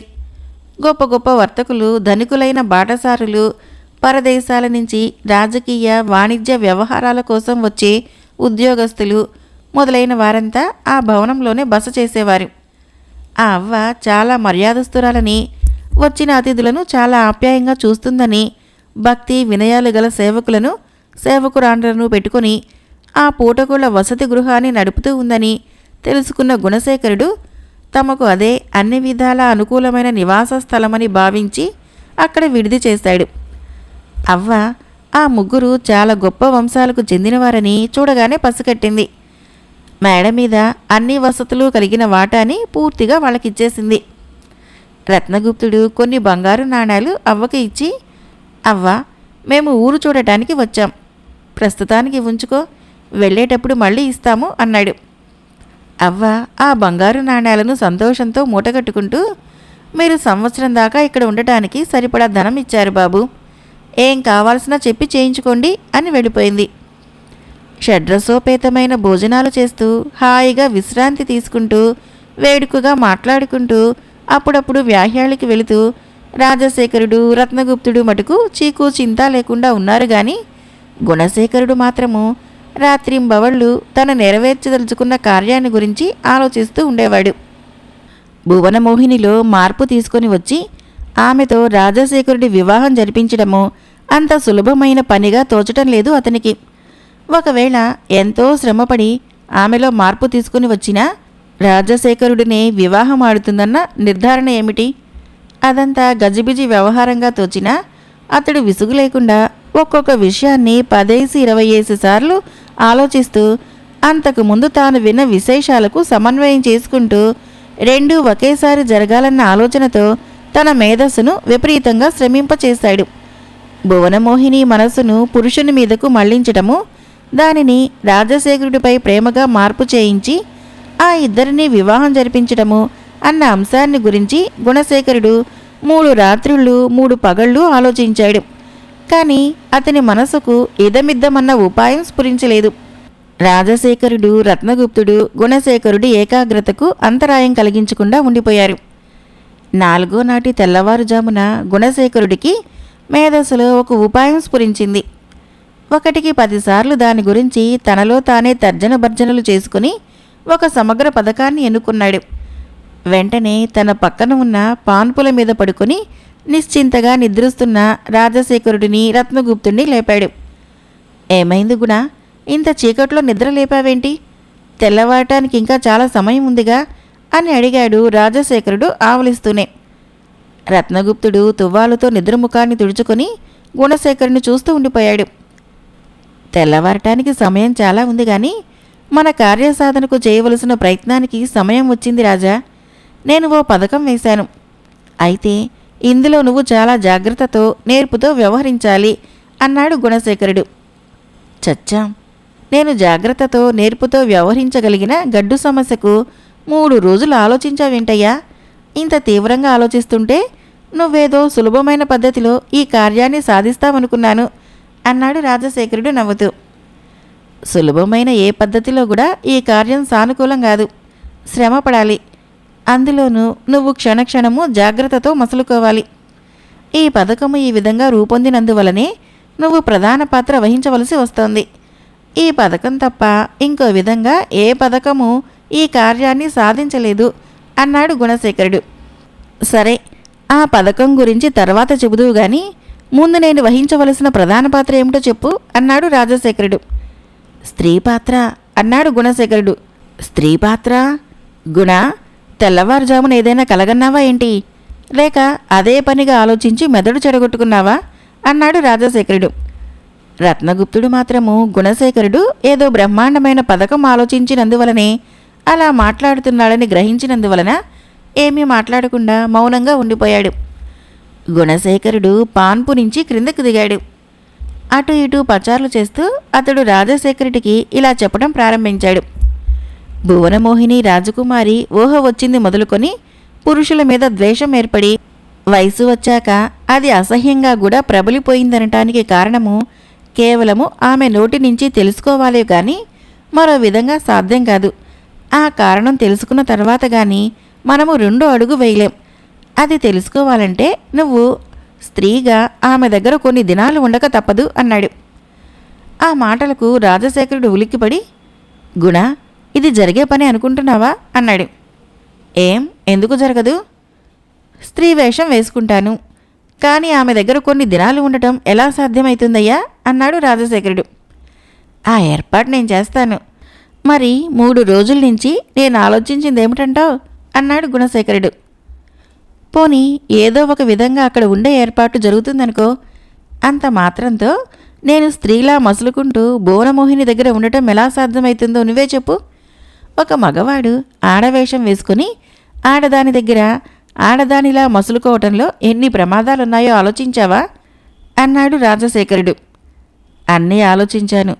నువ్వు అటువంటి సామర్థ్యం కలిగినవాడువన్న నమ్మకంతోనే ఈ పథకం ఎన్నుకున్నాను. ఇక ఆ మాట ఈ మాట చెబుతూ నాకు అంతరాయం కలిగించకుండా నేను చెప్పబోయేదేమిటో శ్రద్ధగా విను. రత్నగుప్త, నువ్వు కూడా విను అని గుణశేఖరుడు ఆ ఇద్దరి ముందు అటూ ఇటూ తిరుగుతూ తన పథకాన్ని గురించిన పూర్తి వివరాలు చెప్పసాగాడు. మాణిక్యపురం పాలించే ధర్మదేవ మహారాజు మహాధర్మాత్ముడని న్యాయపాలకుడని ప్రసిద్ధిగాంచాడు. ఆ మహారాజు పుత్రిక అయిన భువనమోహిని పూనిన విపరీతమైన ప్రతిజ్ఞ వల్ల రాచనగరిలోని వారికి కాకుండా దేశంలోని ప్రజలకు కూడా మనశ్శాంతి లేకుండా పోయింది. ధర్మాత్ముడైన రాజు కష్టాలు తమ కష్టాలుగా భావించే ప్రజలు కాబట్టి తమ రాజపుత్రి వివాహం చేసుకోనని భీష్మించుకోవటం పట్ల అందరూ తమ తమ ఆందోళనలను వెలబుచ్చారు. ఆనాడు సభలో రాజకార్యాలు ముగించుకొని మహారాజు రాజభవనానికి వచ్చేసరికి ఒక పరిచారికుడు ఎదురు వస్తూ నమస్కరించి, ప్రభు, ఎవరో ఒక రాజు తన మంత్రితోనూ భార్యతోనూ వచ్చి దేవరవారి దర్శనం కోసం ఎదురుచూస్తున్నాడు. రాజకుటుంబానికి చెందిన వాళ్ళు కావటం వలన వాళ్ళు తమ సమస్యల్ని చెప్పుకోవటానికి సభకు వెళ్లటం మర్యాద కాదని సరాసరి రాజమందిరానికి వచ్చారట. పరిచారికుల ద్వారా ఈ విశేషం తెలుసుకొని మహారాణి గారు వారి ముగ్గురిని ఓ ప్రత్యేకపు గదిలో ఉంచి తమరు రాగానే విషయం తెలియజేయమని చెప్పారు అన్నాడు. ధర్మదేవుడు ఆ పరిచారకుణ్ణి వింతగా చూస్తూ, వాళ్ళెక్కడ ఉన్నారో చూపించు అన్నాడు. ఆ పరిచారికుడు ముందు నడుస్తుండగా రాజు అతన్ని అనుసరించాడు. ఆ రాజెవరో ఏ కష్టాలకు లోనై భార్యతోనూ మంత్రితోనూ తన దగ్గరికి వచ్చాడునని ఆలోచిస్తూ ధర్మదేవుడు పరిచారకుడి వెంట నడిచి మరికొంతసేపట్లోనే ఓ గది దగ్గరికి వెళ్ళాడు. మహారాజా, మహారాణి గారు ఈ గదిలోనే వారికి తాత్కాలికపు విడిది ఏర్పాటు చేశారు. లోపలికి దయచేయండి అన్నాడు. మహారాజు గది లోపలికి వెళ్ళగానే అంతవరకు ఏదో మాట్లాడుకుంటున్న ముగ్గురు అడుగుల చప్పుడు వినిపించేసరికి మౌనంగా ఉండిపోయారు. వాళ్లలో రాజవేషంలో ఉన్న గుణశేఖరుడు, మంత్రి వేషంలో ఉన్న రత్నగుప్తుడు ధర్మదేవుని చూడగానే దిగ్గున లేచి నమస్కరించారు. రాణి వేషంలో ఉన్న రాజశేఖరుడు సిగ్గును అభినయిస్తూ మేలి ముసుగు సవరించుకుంటూ అటు పక్కకి తిరిగి నిల్చున్నాడు. ధర్మదేవుడు గుణశేఖర, రత్నగుప్తులకు ప్రతి నమస్కారాలు చేస్తూ కూర్చోండి అని అక్కడ ఉన్న ఒక పీఠం మీద తాను ఆసీనుడయ్యాడు. గుణశేఖరుడు, రత్నగుప్తుడు తిరిగి తమ తమ ఆసనాల మీద కూర్చున్న తర్వాత ధర్మదేవుడు రాజువేషంలో ఉన్న గుణశేఖరుని చూస్తూ, తమరెవరో ఏం పని మీద నా దగ్గరికి వచ్చారో చెబితే చేయగలిగిందంతా చేస్తాను అన్నాడు. ధర్మదేవ మహారాజా, మీ మంచితనము, ధర్మగుణము లోకులు కొనియాడుతూ ఉండగా విని మేము ఇక్కడికి వచ్చాము. ప్రస్తుతము నేను చాలా కష్టాల్లో ఉన్నాను. ఇతడు నా మంత్రి, ఈమె నా భార్య. మాది ఇక్కడికి చాలా దూరంలో ఉన్న లవంగిపురము. నేనా పట్టణానికి రాజుని. ఒకానొక రాజకీయ వ్యవహారాన్ని గురించి భార్యతోనూ మంత్రితోనూ హుటాహుటిగా రాజధానిని విడిచిపెట్టి రావలసి వచ్చింది. ఇక్కడికి 100 ఆమడల దూరంలో ఉన్న ప్రసేనపుర రాజ్యంలో నాకు ఒక ముఖ్యమైన పని ఉంది. అది పూర్తి చేసుకుని తిరిగి రావటానికి నాకు 1 వారం రోజులు పడుతుంది. నా భార్య ఎన్నడూ నన్ను విడిచిపెట్టి ఉండలేదు కాబట్టి నేను వస్తుంటే నా వెంట వచ్చింది. ఇక మీదట ప్రయాణమంతా అడవులలో, కొండలలో కాబట్టి ఆడవాళ్లతో ప్రయాణం చేయటం మంచిది కాదనే నిర్ణయానికి వచ్చాను. అయితే మీ వంటి ధర్మాత్ముడు ఉదారుడు అయిన రాజు మాకు తటస్థపడకపోతే ఏం జరిగేదో గాని మీరు దైవంలా మాకు దర్శనం ఇవ్వటం వలన ఒక సహాయం అడుగుదామని అనుకుంటున్నాను అన్నాడు గుణశేఖరుడు. ధర్మదేవుడు అతన్ని గౌరవపూర్వకంగా చూస్తూ, మిత్రమా, మీరు అంతటి కష్టాలలో నా భవనానికి అభ్యాగతిగా వస్తే ఆదరం చూపకుండా ఎలా ఉండగలను? మీకేం సహాయం కావలసినా సంతోషంగా చేస్తాను. చెప్పండి. లవంగిపురం అంటే అది ఎంత దూరమో, ఏ దిశగా ఉందో కూడా నేను వినలేదు. మీరు వెళ్ళబోయే ప్రసేనపురాన్ని గురించి కూడా నేను వినలేదు.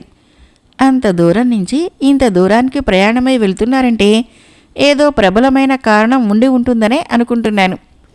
మీ కార్యము జయప్రదం కావాలని ఆ భగవంతుణ్ణి మనసారా ప్రార్థిస్తున్నాను. దయచేసి నా వల్ల మీకు కావలసిన ఆ సహాయం ఏమిటో చెప్పండి అన్నాడు. ధర్మదేవ మహారాజా, నా పేరు రాజశేఖరుడు.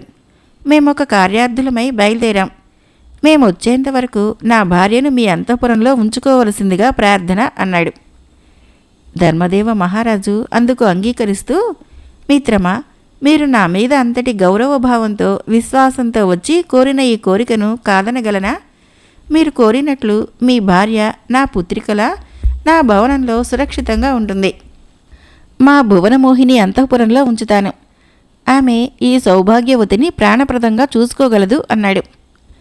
గుణశేఖరుడు హర్షామోదాలతో, మహారాజా, ఇక మాకు సెలవు దయచేయండి. మా కార్యాన్ని పూర్తి చేసుకుని త్వరలోనే తిరిగి వస్తాము అన్నాడు. అంత తొందరేముంది? 2-3 రోజులు మీరు కూడా నా భవనంలో విశ్రాంతి తీసుకొని ఆ తర్వాత వెళ్ళవచ్చుగా అన్నాడు ధర్మదేవుడు. మా కార్యం నెరవేరినప్పుడే మాకు విశ్రాంతి మహారాజా, సెలవు అని గుణశేఖరుడు ధర్మదేవుడికి నమస్కరించి రత్నగుప్తుడితో కలిసి అక్కడి నుంచి వెళ్ళిపోయాడు. ధర్మదేవుడు వెంటనే ఓ భటుడి ద్వారా అంతఃపుర ప్రధాన దాసిని అక్కడికి రప్పించి స్త్రీ వేషధారి అయిన రాజశేఖరుని చూపిస్తూ, ఈమె ఒకానొక రాజవంశానికి చెందిన దొడ్డ ఇల్లాలు. భర్త కార్యాంతరం వల్ల ఈమెను ఇక్కడ విడిచిపెట్టి వెళ్ళాడు. అతడు తిరిగి వచ్చేదాకా మన అతిథిగా ఉంటుంది. ఈ వివరాలన్నీ మా చిరంజీవికి చెప్పి ఈ రాజపత్నిని జాగ్రత్తగా చూసుకోమని చెప్పు అని చెప్పాడు. ఆ దాసి రాజశేఖరుణ్ణి గౌరవంగా భువనమోహిని అంతఃపురానికి తీసుకుని వెళ్ళింది. రాజశేఖరుడు కపట యువతిగా తన దగ్గర చేరినప్పటి నుంచి భువనమోహిని ఆమెను ఎంతో అభిమానంగా చూడసాగింది. తన మంత్రిపుత్రిక అయిన లవంగిని, తన తండ్రి మిత్రుడైన ధనగుప్తుడి కుమార్తె హేమావతిని రాజశేఖరుడికి పరిచయం చేసి ఆ ముగ్గురితో కలిసి వినోదంగా కాలక్షేపం చేస్తుండేది.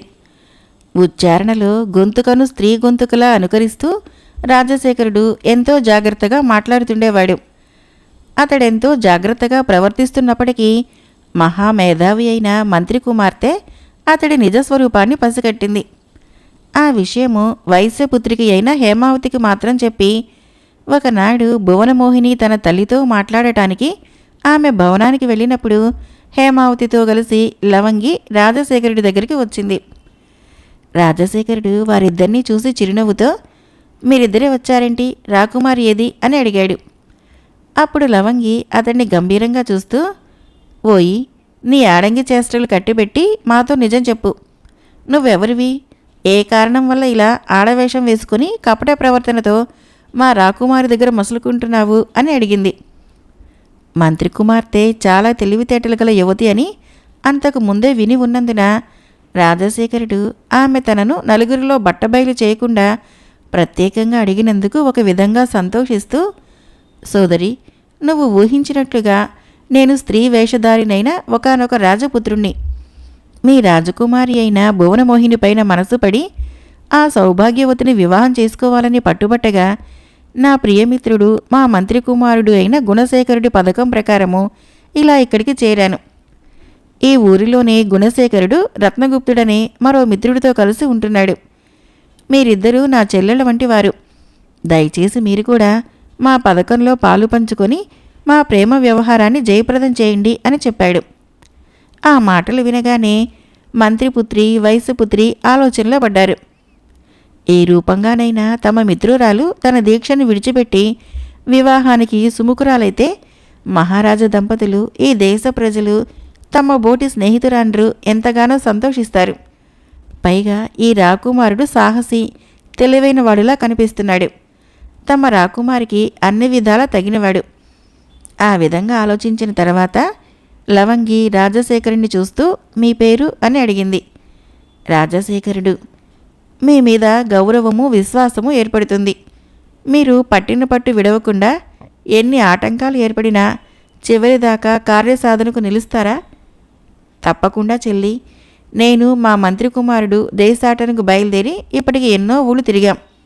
ఎన్నెన్నో వింతలు విశేషాలు చూశాము. మీ రాకుమారి వంటి అందగత్తెని గాని ఇటువంటి విచిత్రమైన పద్ధతులు అవలంబించిన యువతిని గాని మేమింతవరకు చూడలేదు. అందువలనే నాకు మీ రాజపుత్రిని పెళ్లాడాలన్న పట్టుదల హెచ్చింది. ఈమె ఇలా పురుషద్వేష వ్రతం పూనటానికి కారణం తెలుసుకోగలిగితే తక్కిన వ్యవహారమంతా తాను చూసుకుంటానని మా మంత్రి కుమారుడు చెప్పాడు. మంచిది. మీరు జాగ్రత్తగా మసులుకుంటూ సమయం చూసి ఈ విషయమై మా రాజకుమారిని అడగండి. ఆ విధంగా లవంగి హేమావతి రాజశేఖరుడితో మాట్లాడుతూ ఉండగా రాకుమారి అప్పుడే తల్లి దగ్గర నుంచి తిరిగి తన మందిరానికి వచ్చింది. ఏమిటో ముగ్గురూ కలిసి దీర్ఘాలోచనలో మునిగి ఉన్నారు.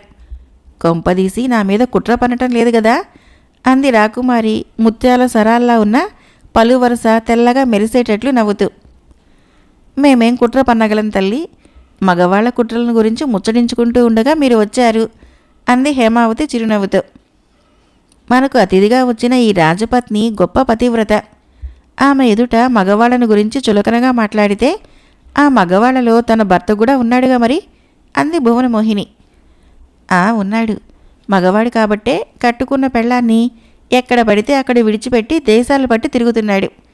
చీచి, ఈ మగజాతిని నమ్మనేకూడదు అన్నాడు రాజశేఖరుడు. అతన్ని నిజమైన స్త్రీగానే భావించిన భువనమోహిని ఆశ్చర్యంతో చూస్తూ, ఏమిటి, మీకు కూడా నాలాగే పురుషద్వేషం ఉందా అని అడిగింది. బుద్ధి గడ్డి తిని వివాహం చేసుకున్నాను గాని ఏమాత్రము ముందుగా ఇలాంటి పరిస్థితి మీలాగా ఊహించగలిగినా నేను బ్రహ్మచారినిగానే ఉండిపోయేదాన్ని అన్నాడు రాజశేఖరుడు. అతడు చాలా యుక్తితో రాజకుమారి దగ్గర నుంచి ఏదో రహస్యాన్ని రాబట్టాలన్న ఉద్దేశంతో అలా సంభాషణను పెంచుతున్నాడని భావించిన లవంగి హేమావతి ఆసక్తిగా ఆ సంభాషణను వింటున్నారు. రాజపత్ని, నేను ముందుగా ఊహించి తెలుసుకోలేదు, అనుభవపూర్వకంగానే తెలుసుకున్నాను. మగజాతిని నమ్మకూడదని అంది భువనమోహిని. ఏమిటి, ఇంకా వివాహంగాని కన్యగా ఉంటున్న మీరు అనుభవపూర్వకంగా మగజాతి మాయలు తెలుసుకున్నారా? బహుశా ఎవరినైనా ప్రేమించి భంగపడి ఉంటారు కాబోలు అన్నాడు రాజశేఖరుడు. చచ్చా, అదేం కాదు. మరైతే ఆ అనుభవం ఎలాంటిదో చెప్పండి. అది ఈ జన్మకు సంబంధించిన విషయం కాదు. ఆ మాటలకి రాజశేఖరుడు ఫకాలను నవ్వి, మీరు ఏదో చెప్పవలసి వస్తుందని కట్టుగా తల్లటానికి ప్రయత్నిస్తున్నట్లు ఉంది సుమా. అంతగా పురుషద్వేషానికి కారణం చెప్పరానిదైతే మానివేయచ్చు గాని మా కోసం అబద్ధాల్ని ఆలోచించడం ఎందుకు రాకుమారి? అబద్ధమా? అవును, నా బుద్ధికి అలాగే అనిపిస్తుంది. మీరు ఈ జన్మలోనే ఇంతకు ముందే ఎవరినో ప్రేమించి వారి వల్ల భంగపడి ఇలా నిస్పృహ చెంది మగజాతిపైన పగపెట్టుకొని ఉన్నారని నా అభిప్రాయం. అంతేగాని ఈ జన్మకు సంబంధించిన విషయం కాదని అంటే మాత్రం నేను నమ్మను. నేనే కాదు, ఈ రాజ్యంలో ఎవరూ నమ్మరు. పోనీ చిన్నప్పటి నుంచి మీకు 6వ ప్రాణంగా మెలిగిన మీ స్నేహితురాండ్రైన ఈ మంత్రికుమారి, ఈ వైశ్యకుమారి నమ్ముతారేమో అడగండి. రాజశేఖరుడు తమ మీదకి ఆ వివాదంలో గల సాక్ష్యాన్ని ఎందుకు నెట్టాడో అర్థం చేసుకుంటూనే లవంగి హేమావతి ఒకరి ముఖాలొకరు చూసుకుని చిన్నగా నవ్వుకున్నారు.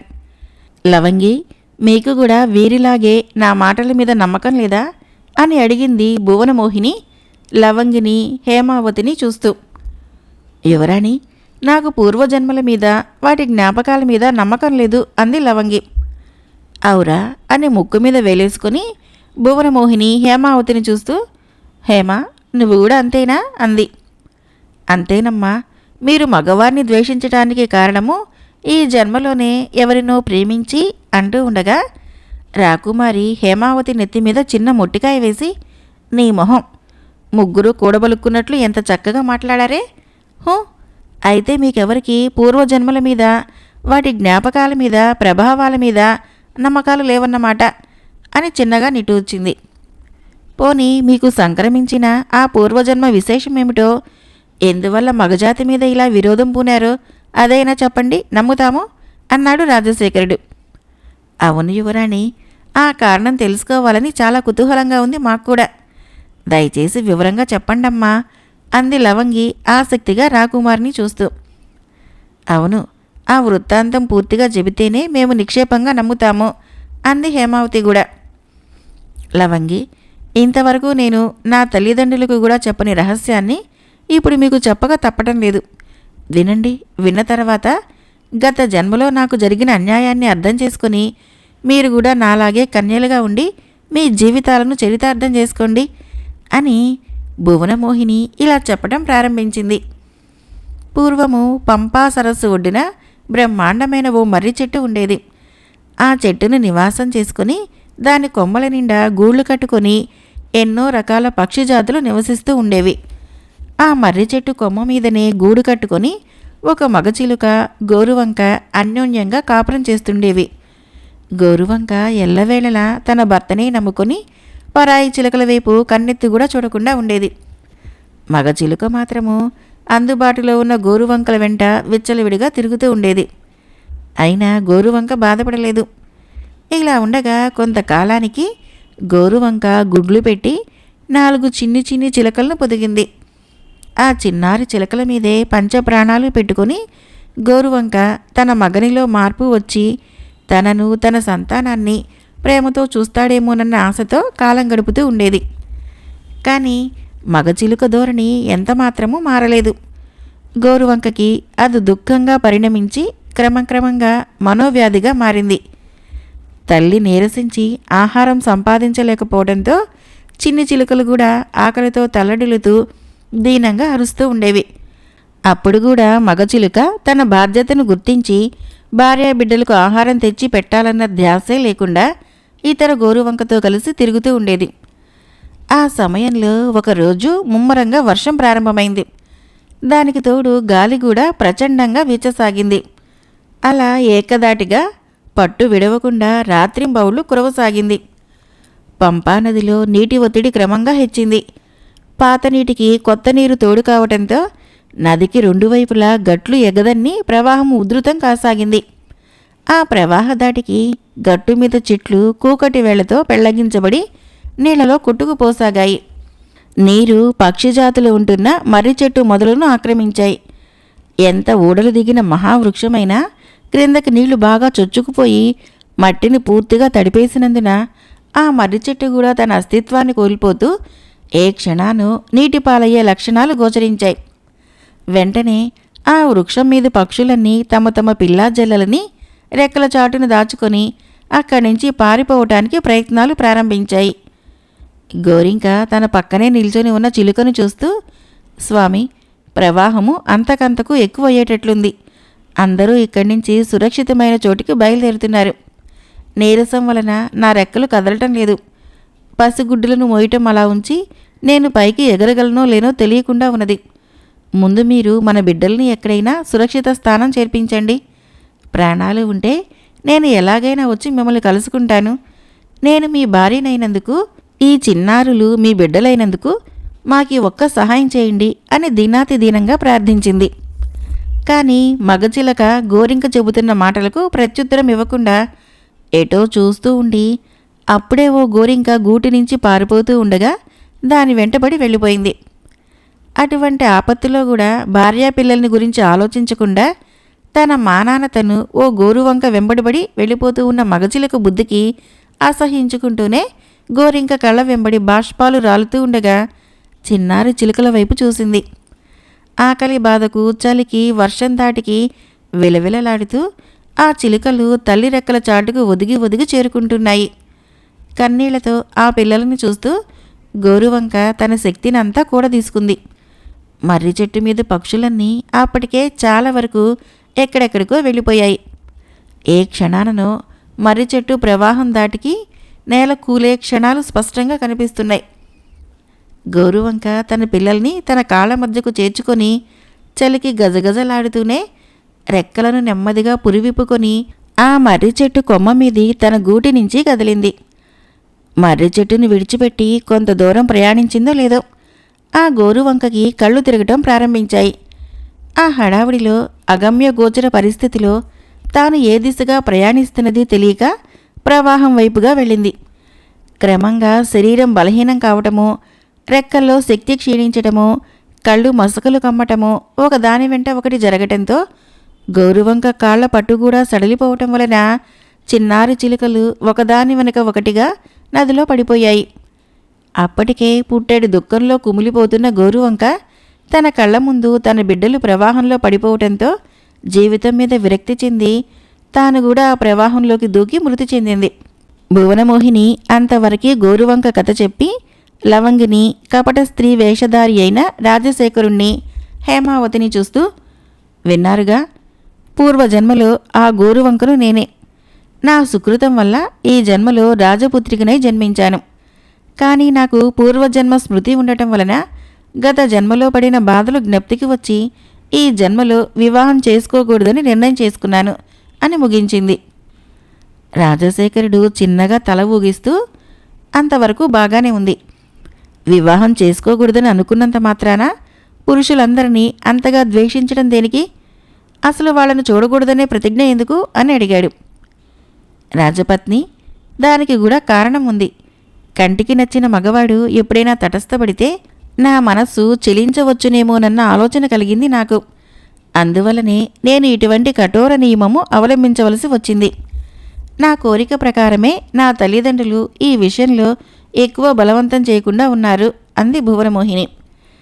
లవంగి నిట్టూర్చుతూ, అమ్మయ్య, మీ పురుషద్వేషం క్రింద ఇంతటి కథ ఉందన్నమాట అంది. ఇప్పుడైనా నన్ను నమ్ముతున్నారు కదా? అదే 10,000. ఇక ఉద్యానవనానికి వెళదాం పదండి. ప్రతిసారి వన విహారాలతోనే సరిపోతుంది. ఈసారి జలక్రీడలు ఆడదాము అంది భువనమోహిని. జలక్రీడలు అనేసరికి రాజశేఖరుడు గతుక్కుమన్నాడు. వారితో కలిసి వెళితే తనను జలక్రీడలకు ఆహ్వానిస్తూ నిర్బంధిస్తుంది రాకుమారి. అప్పుడు తాను అనవసరమైన చిక్కుల్లో పడిపోతాడు. అందువల్ల వెంటనే భువనమోహినిని చూస్తూ, మీరంతా వెళ్ళండి, నాకు జలక్రీడలంటే ఇష్టం లేదు అన్నాడు. పోనీ మీరు ఊరికే ఉందిరుగాని రండి అంది భువనమోహిని. రాజశేఖరుడికి అది కూడా ఇబ్బందే. లవంగి జోక్యం కలిగించుకుంటూ, పోనీలేండి యువరాణి, ఈ రాజపత్ని మన అతిథి, ఆమెకి ఇష్టమైన వినోదాలతోనే కాలం గడుపుదాము అంది. బ్రతుకుజీవుడా అనుకున్నాడు రాజశేఖరుడు. పూటకూళ్ళవ్వ మేడ మీద గుణశేఖరుడు, రత్నగుప్తుడు ఏదో మాట్లాడుకుంటూ ఉండగా ఒక పనికత్తె వచ్చి, బాబు, మీకోసం ఎవరో 2 అబ్బాయిలు వచ్చారు అని చెప్పింది. తమ కోసము ఆ పరాయి ఊళ్ళో ఎవరు వచ్చారబ్బా అనుకుంటూనే గుణశేఖరుడు వాళ్ళని తీసుకురమ్మని చెప్పాడు. ఆ పనికత్తె వెళ్ళిన కాసేపటికి 2 యువకులు వీరవేషాలు ధరించి అక్కడికి వచ్చారు. ఆ 2 నడుములకు కరవాలాల ఒరలు వేలాడుతున్నాయి. వాళ్ళని ఆశ్చర్యంగా చూస్తూ గుణశేఖరుడు గౌరవపూర్వకంగా లోపలికి రండి అన్నాడు. ఒక యువకుడు టీవీగా నిల్చొని, మేం లోపలికి రావటం లేదు, మిమ్మల్ని బయటకు తీసుకువెళ్ళటానికి వచ్చాము అన్నాడు.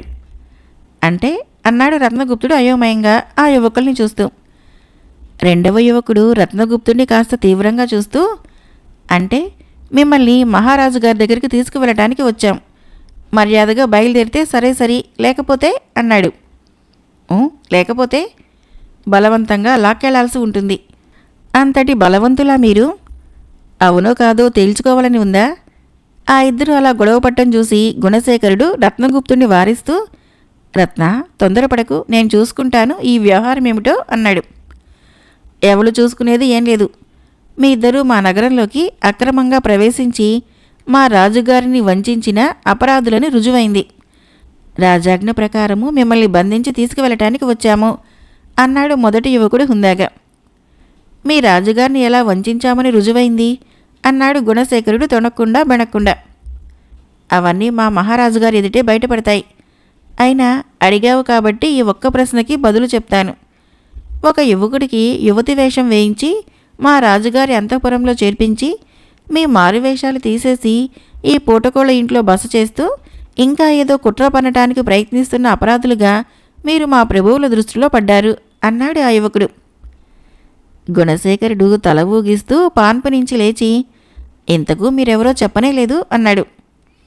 ఎవరో అంటే అదే, ఈ ధర్మసేన మహారాజుగారి కొలువులో ఏం ఉద్యోగం చేసేవాళ్ళు అని.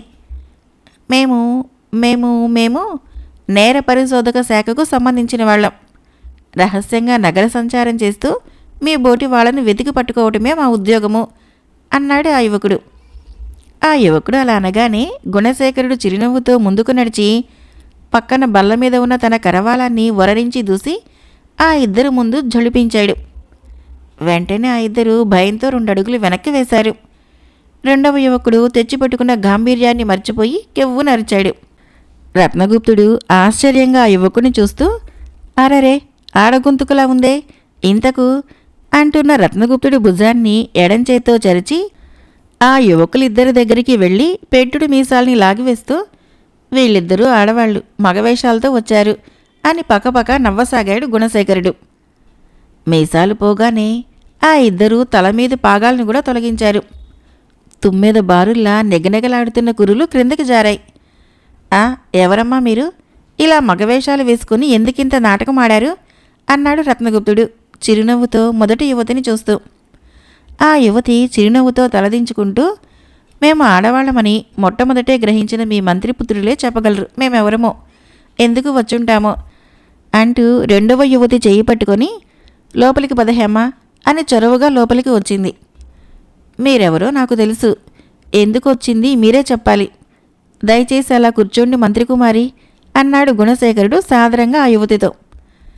ఈ యువతి నాకు మా రాజపుత్రికి ప్రాణ స్నేహితురాలు, మా మహారాజు గారి ఆస్థాన రత్న పరీక్షకుల పుత్రిక, పేరు హేమావతి అని హేమను పరిచయం చేసింది మంత్రికుమారి అయిన లవంగి.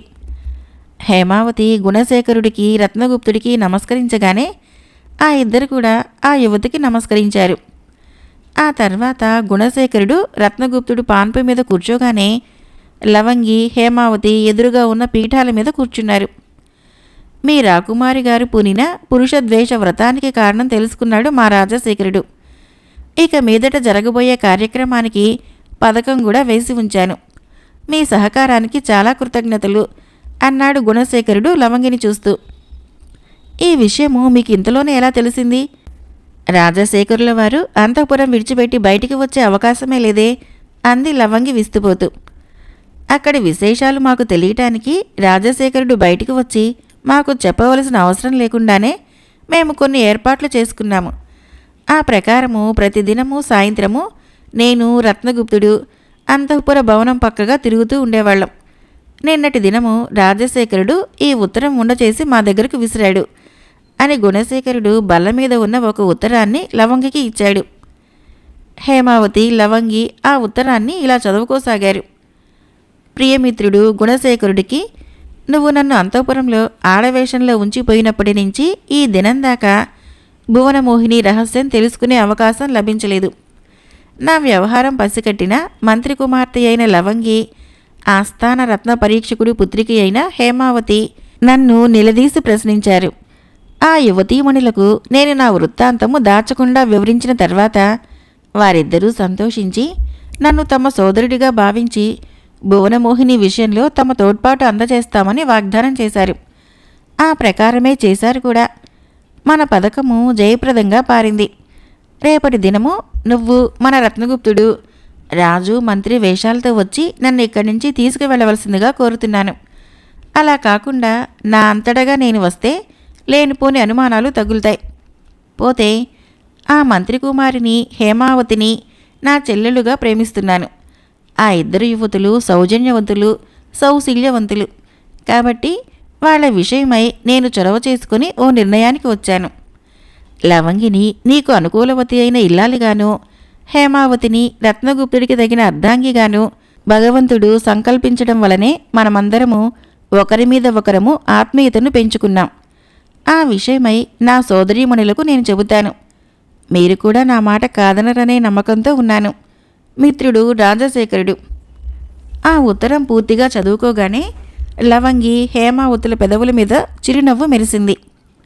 మొత్తానికి దేశాటనికి బయలుదేరిన దేశదిమ్మరులు 3 గృహస్థులై ఇళ్లకు చేరుకోవాలనుకున్నారన్నమాట. బాగుంది. ఇందులో మా ఇష్టాయిష్టాల ప్రమేయమేం లేదన్నమాట అన్నది లవంగి. మీ ఇష్టాయిష్టాల ప్రమేయం ఉందో లేదోనన్న విషయము మీ రాకతోనే మాకు తేట తెల్లమైంది వదినమ్మగారు అని చటుకున నాలుక కరుచుకొని, మంత్రి కుమారి గారు ఉండండి, అతిథులకు చలువ పానీయాలు పట్టుకు వస్తాను క్రిందకి వెళ్ళి అని హడావుడిగా రత్నగుప్తుడు గదిలో నుంచి బయటికి పరిగెత్తాడు. అతడి కంగారికి హేమావతి, లవంగి ముసిముసి నవ్వులు నవ్వుకుంటూ గుణశేఖరుణ్ణి చూశారు. మాణిక్యపురం వెలుపల ఒక వనంలో ఒక గొప్ప యోగి 2 శిష్యులతో దిగాడట. ఆయన ఆ జన్మ బ్రహ్మచారి మాత్రమే కాకుండా ఆడవాళ్ళని ద్వేషించటం వలన వనిత ద్వేష మహాయోగి అనే పేరు వచ్చిందట అన్న వదంతులు నగరమంతా వ్యాపించాయి. ఆ వార్త మహారాజు కూడా విన్నాడు. తన పుత్రికి అయిన భువనమోహిని పురుషుల్ని ద్వేషించినట్లే ఇతడెవరో స్త్రీలను ద్వేషిస్తున్నాడు. ఇది చాలా విచిత్రంగా ఉందే అనుకొని ఆ యోగిని గురించిన వివరాలు తెలుసుకోవటానికి కొందరు భటుల్ని వినియోగించాడు. వాళ్ళు వెళ్ళి వచ్చి, మహారాజా, ఆ యోగి గొప్ప ప్రతిభావంతుడిలా ఉన్నాడు. నల్లగా ఒత్తుగా పెరిగిన గడ్డము మీసాలు మధ్యన ఆ ముఖము బ్రహ్మ తేజస్సుతో వెలిగిపోతోంది. అతని శిష్యులు 2 మాతో ఆ యోగిని గురించి ఎక్కువగా ఏమీ చెప్పలేదు. ప్రతిదినము సాయంత్రము వారు మన నగరం మధ్యలో ఉన్న శివాలయానికి వస్తారని, ఆ సమయంలో ఆడవాళ్లు వారి కంటపడకుండా ఉండే ఏర్పాట్లు చేయించమని తమకు విన్నవించారు అన్నాడు. ఆ మాటలు వినగానే ధర్మదేవ మహారాజు మంత్రిని పిలిపించి ఆ యోగి వృత్తాంతం వివరించి వారు చెప్పినట్లు యోగి శివాలయానికి వచ్చే సమయంలో ఆడవాళ్ళెవరూ వీధుల్లో కానీ ఇళ్ల ముందు కానీ ఉండకూడదని చాటింపు వేయించమని చెప్పాడు. మంత్రి అలాగే చేస్తాను ప్రభు అని వెళ్ళిపోయాడు. ఆ సాయంత్రము మాణిక్యపుర వీధులన్నీ దండోరా వేసి తలారులు రాజవీధికి వచ్చారు. శివాలయానికి వెళ్ళాలంటే రాజవీధిలో నుంచే వెళ్ళాలి. రాకుమారి అప్పుడే లవంగి, హేమావతులతో కలిసి రాజమందిరం ఉప్పరిగ మీదకు వచ్చింది. ఒక తలారి అప్పుడప్పుడు తప్పెట కొడుతూ ఉండగా విరామ సమయంలో మరొక తలారి ఇలా గొంతెత్తి రాజ్యశాసనాన్ని ప్రకటించసాగాడు. ఓహో పౌరులారా, అందరూ శ్రద్ధగా వినండి. ప్రస్తుతము మన పట్టణానికి వనితా ద్వేష మహాయోగి గారు విచ్చేశారు. వారు నగరం వెలుపల వనంలో విడిది చేశారు. ప్రతి దినము సాయంత్రము శివాలయానికి వచ్చి వారు దేవుణ్ణి దర్శించి వెళతారు. ఆ సమయంలో వీధుల్లో కానీ ఇళ్ల ముందు కానీ ఆడవాళ్లు ఉండకుండా జాగ్రత్త పడండి హోయ్. ఆ చాటింపు వినగానే రాకుమారి ఆశ్చర్యంతో లవంగిని, హేమావతిని చూస్తూ, ఏమిటి, వనితా ద్వేష మహాయోగి అనే పేరుతో ఒక యోగి ఉన్నాడా? ఇది వింతగా ఉందే.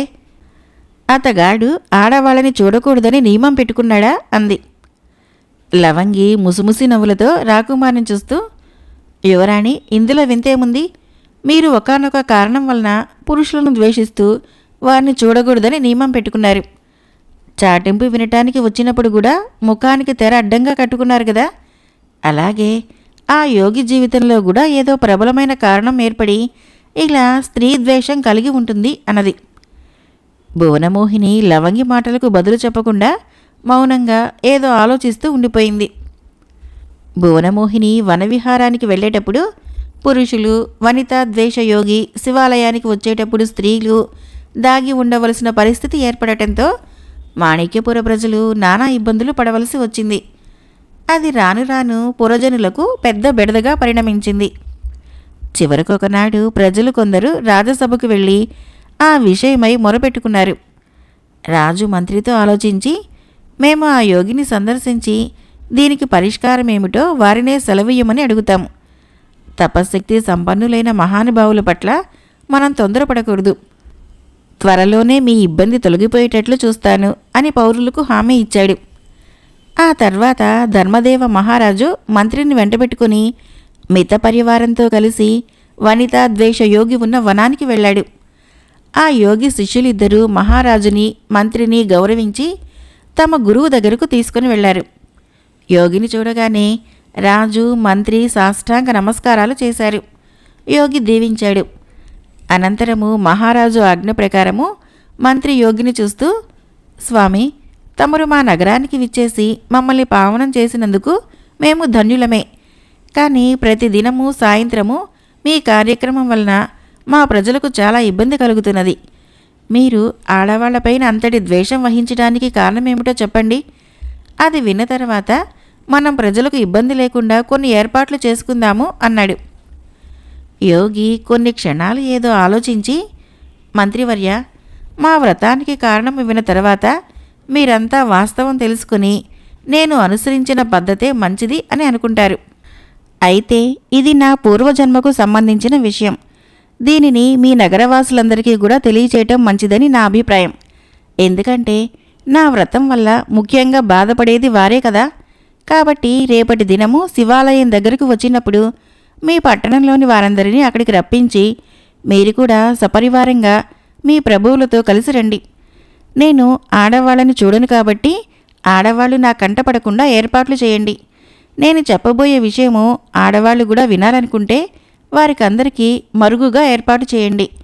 నా కంట పడనంత వరకు వారు నా సమీపంలో ఉండి నేను చెప్పబోయే మాటలు వినటం వలన నాకు అభ్యంతరమేమీ లేదు అన్నాడు. అందుకు మహారాజు మహామంత్రి అంగీకరించి అట్టి ఏర్పాట్లు చేయిస్తామని యోగికి చెప్పి యోగి ఆశీస్సులు తీసుకుని అక్కడి నుంచి వెళ్ళిపోయారు. వనితా ద్వేష మహాయోగి మాణిక్యపుర ప్రజల సమక్షంలో మహారాజు గారికి తాము ఆడవాళ్ళని ఎందుకు ద్వేషిస్తున్నారో, వాళ్ళను చూడకూడదనే కఠోర నిర్ణయాన్ని ఎందుకు తీసుకున్నారో మొదలైన వివరాలన్నీ చెబుతారు. అయితే వారు ఆడవాళ్ళని చూడరు కాబట్టి ఆడవాళ్ళందరికీ ప్రత్యేకమైన స్థలం ఏర్పాటు చేయబడింది. తెర మరుగున ఉండి ఆడవాళ్లు కూడా స్వాముల వారి ఉపన్యాసం వినవచ్చు. ఆసక్తి కలిగిన వాళ్ళంతా సాయంకాలము శివాలయం దగ్గరికి రావచ్చును అన్న ప్రకటన మాణిక్యపురం నలుమూలలా వ్యాపించడంతో ప్రజలు తండోపతండాలుగా శివాలయం దగ్గరికి వచ్చి చేరారు. రాజభటులు వారందరినీ కూర్చోబెడుతూ కోలాహలం లేకుండా చూస్తున్నారు. శివాలయం ఎదుట ఉన్న విశాలమైన మైదాన ప్రదేశంలో ఆ సమావేశం ఏర్పాటు చేయబడింది. ఆలయం దగ్గరగా ధ్వజస్తంభం పక్కన అందమైన ఒక చిన్న వేదిక ఎదుట మహారాజు మహామంత్రి మరికొంతమంది పురప్రముఖులు రాజోద్యోగులు కూర్చోవటానికి వారి వారి గౌరవాలకి తగినట్లు ఆసనాలు వేయబడి ఉన్నాయి. స్వాముల వారు అటువంటి విచిత్రమైన వ్రతాన్ని పూనటానికి గల కారణమేమిటో తెలుసుకోవాలని అంతకుముందే కుతూహలంగా ఉన్న పురప్రజలు నిర్ణయించబడిన సమయానికి అక్కడికి వచ్చి కుతూహలంగా స్వాముల వారి కోసం ఎదురు చూడసాగారు. ఆడవాళ్లంతా తమ కోసం ప్రత్యేకంగా ఏర్పాటు చేయబడ్డ తెర మరుగున కూర్చున్నారు. భువనమోహిని తన చెలికెత్తల ద్వారా పై విశేషాలన్నీ తెలుసుకుని తను కూడా ఆ సమావేశంలో పాల్గొంటానని తండ్రికి వార్త పంపించింది. మహారాజు ఆ విధంగానైనా తన పుత్రికలో ఏదైనా మార్పు వస్తుందేమోనన్న ఆశతో సంతోషిస్తూ రాకుమారి ఆమె చెలికత్తెలు ఆలయం దగ్గర సమావేశంలో పాల్గొనటానికి అనుకూలమైన ఏర్పాట్లు చేయించాడు. పురస్త్రీల కోసము ఏర్పాటు చేయబడ్డ చోటునే ఒక చిన్న అందమైన శిబిరం వేయించి అందులో రత్నకంబళాలు పరిపించాడు. రాకుమారి పల్లకి ఎక్కి వచ్చి సరాసరి ఆ శిబిరంలోకి ప్రవేశించింది. లోపలికి వెళ్ళి రత్నకంబళ మీద కూర్చున్న కొద్దిసేపటికే లవంగి హేమావతి కూడా అక్కడికి వచ్చి రాకుమారి ఎదుట కూర్చున్నారు. లవంగి, ఆ యోగిని నువ్వు హేమ చూడవచ్చుగా, నాతో మీరు కూడా ఈ తెర మరుగు ఎందుకు? పురస్త్రీల కోసం ఏర్పాటు చేయబడ్డ శిబిరంలో కూర్చుంటే యోగికి ఆడవాళ్ళెవరూ కనిపించరట గాని ఆడవాళ్ళకి మాత్రము యోగి కనిపిస్తాడట అంది రాకుమారి చిరునవ్వుతో లవంగిని చూస్తూ. మనం చేసుకున్న నిర్ణయాల్లో ఏదైనా ఉంటుంది కానీ చూడటంలో వినటంలో ఏముంటుందమ్మా? అయినా మీరు మగవాళ్ళని ద్వేషించడమో ఆ యోగి ఆడవాళ్ళని ద్వేషించడమో సృష్టికే విరుద్ధమైన పని. మీ పూర్వజన్మలో ఏదో జరిగిందని ఈ జన్మలో ఒక్క నీ తల్లిదండ్రులనే కాకుండా రాజోద్యోగులని ప్రజల్ని అందరినీ బాధపెడుతున్నారు కదా అంది లవంగి యుక్తియుక్తంగా. భువనమోహిని కాస్త చిరాకుగా లవంగిని చూస్తూ, లవంగి, అనవసర ప్రసంగం చేయవద్దు. నా మనసుకు తోచింది నేను చేస్తాను కానీ ఒకరిని బాధ పెట్టాలన్న ఉద్దేశము నాకెన్నడూ లేదు. అందరూ నన్ను గురించి ఆవేదన చెందితే దానికి నేనేం చేయగలను అంది. ఏం చేయగలరో కాస్త దూరదృష్టితో ఆలోచిస్తే తెలుస్తుంది. ఆశ్రయం లేకపోతే లతలు వనితలు శోభించరు అన్న మాట ఊరికే పుట్టలేదు అంది హేమావతి రాకుమార్ని చూస్తూ. భువనమోహిని కోపాన్ని తమాయించుకొని చిరునవ్వుతో వాళ్ళని చూస్తూ, మీరు ఇక్కడికి వచ్చింది ఆ యోగి చెప్పే మాటలు వినటానికా లేక నాకు నీతులు బోధించడానికా? ఇద్దరూ పనిగట్టుకుని అదే పనిగా మొదలుపెట్టారే అంది. ఆ మాత్రమైన ఆమెలో ఒక విధమైన అభిప్రాయం కలిగించామన్న సంతృప్తితో లవంగి అంతటితో ఆ ప్రసక్తి విడిచిపెట్టి మరో విషయాన్ని కదిపి మాట్లాడటం మొదలుపెట్టింది. ఇంతలో వనితా ద్వేష మహాయోగి గారు సమావేశానికి విచ్చేస్తున్నారు. అందరూ నిశ్శబ్దంగా ఉండండి అన్న రాజభటుల హెచ్చరికలు ఆ సమావేశము నలుమూలల నుంచి వినిపించాయి. రాకుమారి, లవంగి, హేమావతి, తక్కిన చెలికత్తెలు మౌనంగా ఉండిపోయారు. వనిత ద్వేషయోగి ఏం చెబుతాడోనన్న కుతూహలంతో రాకుమారి ఆత్రంగా అతడి మాటల కోసము నిరీక్షించసాగింది. ప్రియమైన మాణిక్యపుర ప్రజల్లారా, మీ మహారాజుగారి ఆహ్వానం అందుకొని ఈనాడు ఇక్కడ తలవని తలంపుగా మిమ్మల్ని కలుసుకోవటము మాకెంతో ఆనందంగా ఉంది. సహజంగా ఏర్పడే కుతూహలం కొద్దీ మీరంతా నేను చెప్పబోయే మాటల కోసం ఎదురు చూస్తూ ఉంటారని నాకు తెలుసు. నేను ఆడవాళ్ళని చూడకూడదని నియమం పెట్టుకొని ఉన్నందున నగరాల్లో కానీ పల్లెల్లో కానీ నేను నివసించను. ఇక నా వృత్తాంతం వినండి. ఆడవాళ్ళ మీద ద్వేషము నాకు ఊహ తెలిసినప్పటి నుంచి ఏర్పడింది. నేను ఒకానొక రాజవంశానికి చెందినవాడిని. కానీ నా పూర్వజన్మలో జరిగిన కొన్ని సంఘటనలు నాకు ఈ జన్మలో జ్ఞప్తికి వచ్చినందువలనే ఈ విధంగా ఆడవాళ్ల పట్ల విముఖుడినై సన్యాసయాగం స్వీకరించాను. ఎప్పుడైతే సంసార బంధాలకు మూలకారకులైన స్త్రీని ద్వేషించానో అప్పుడే నాకు విరక్తి కూడా కలిగింది.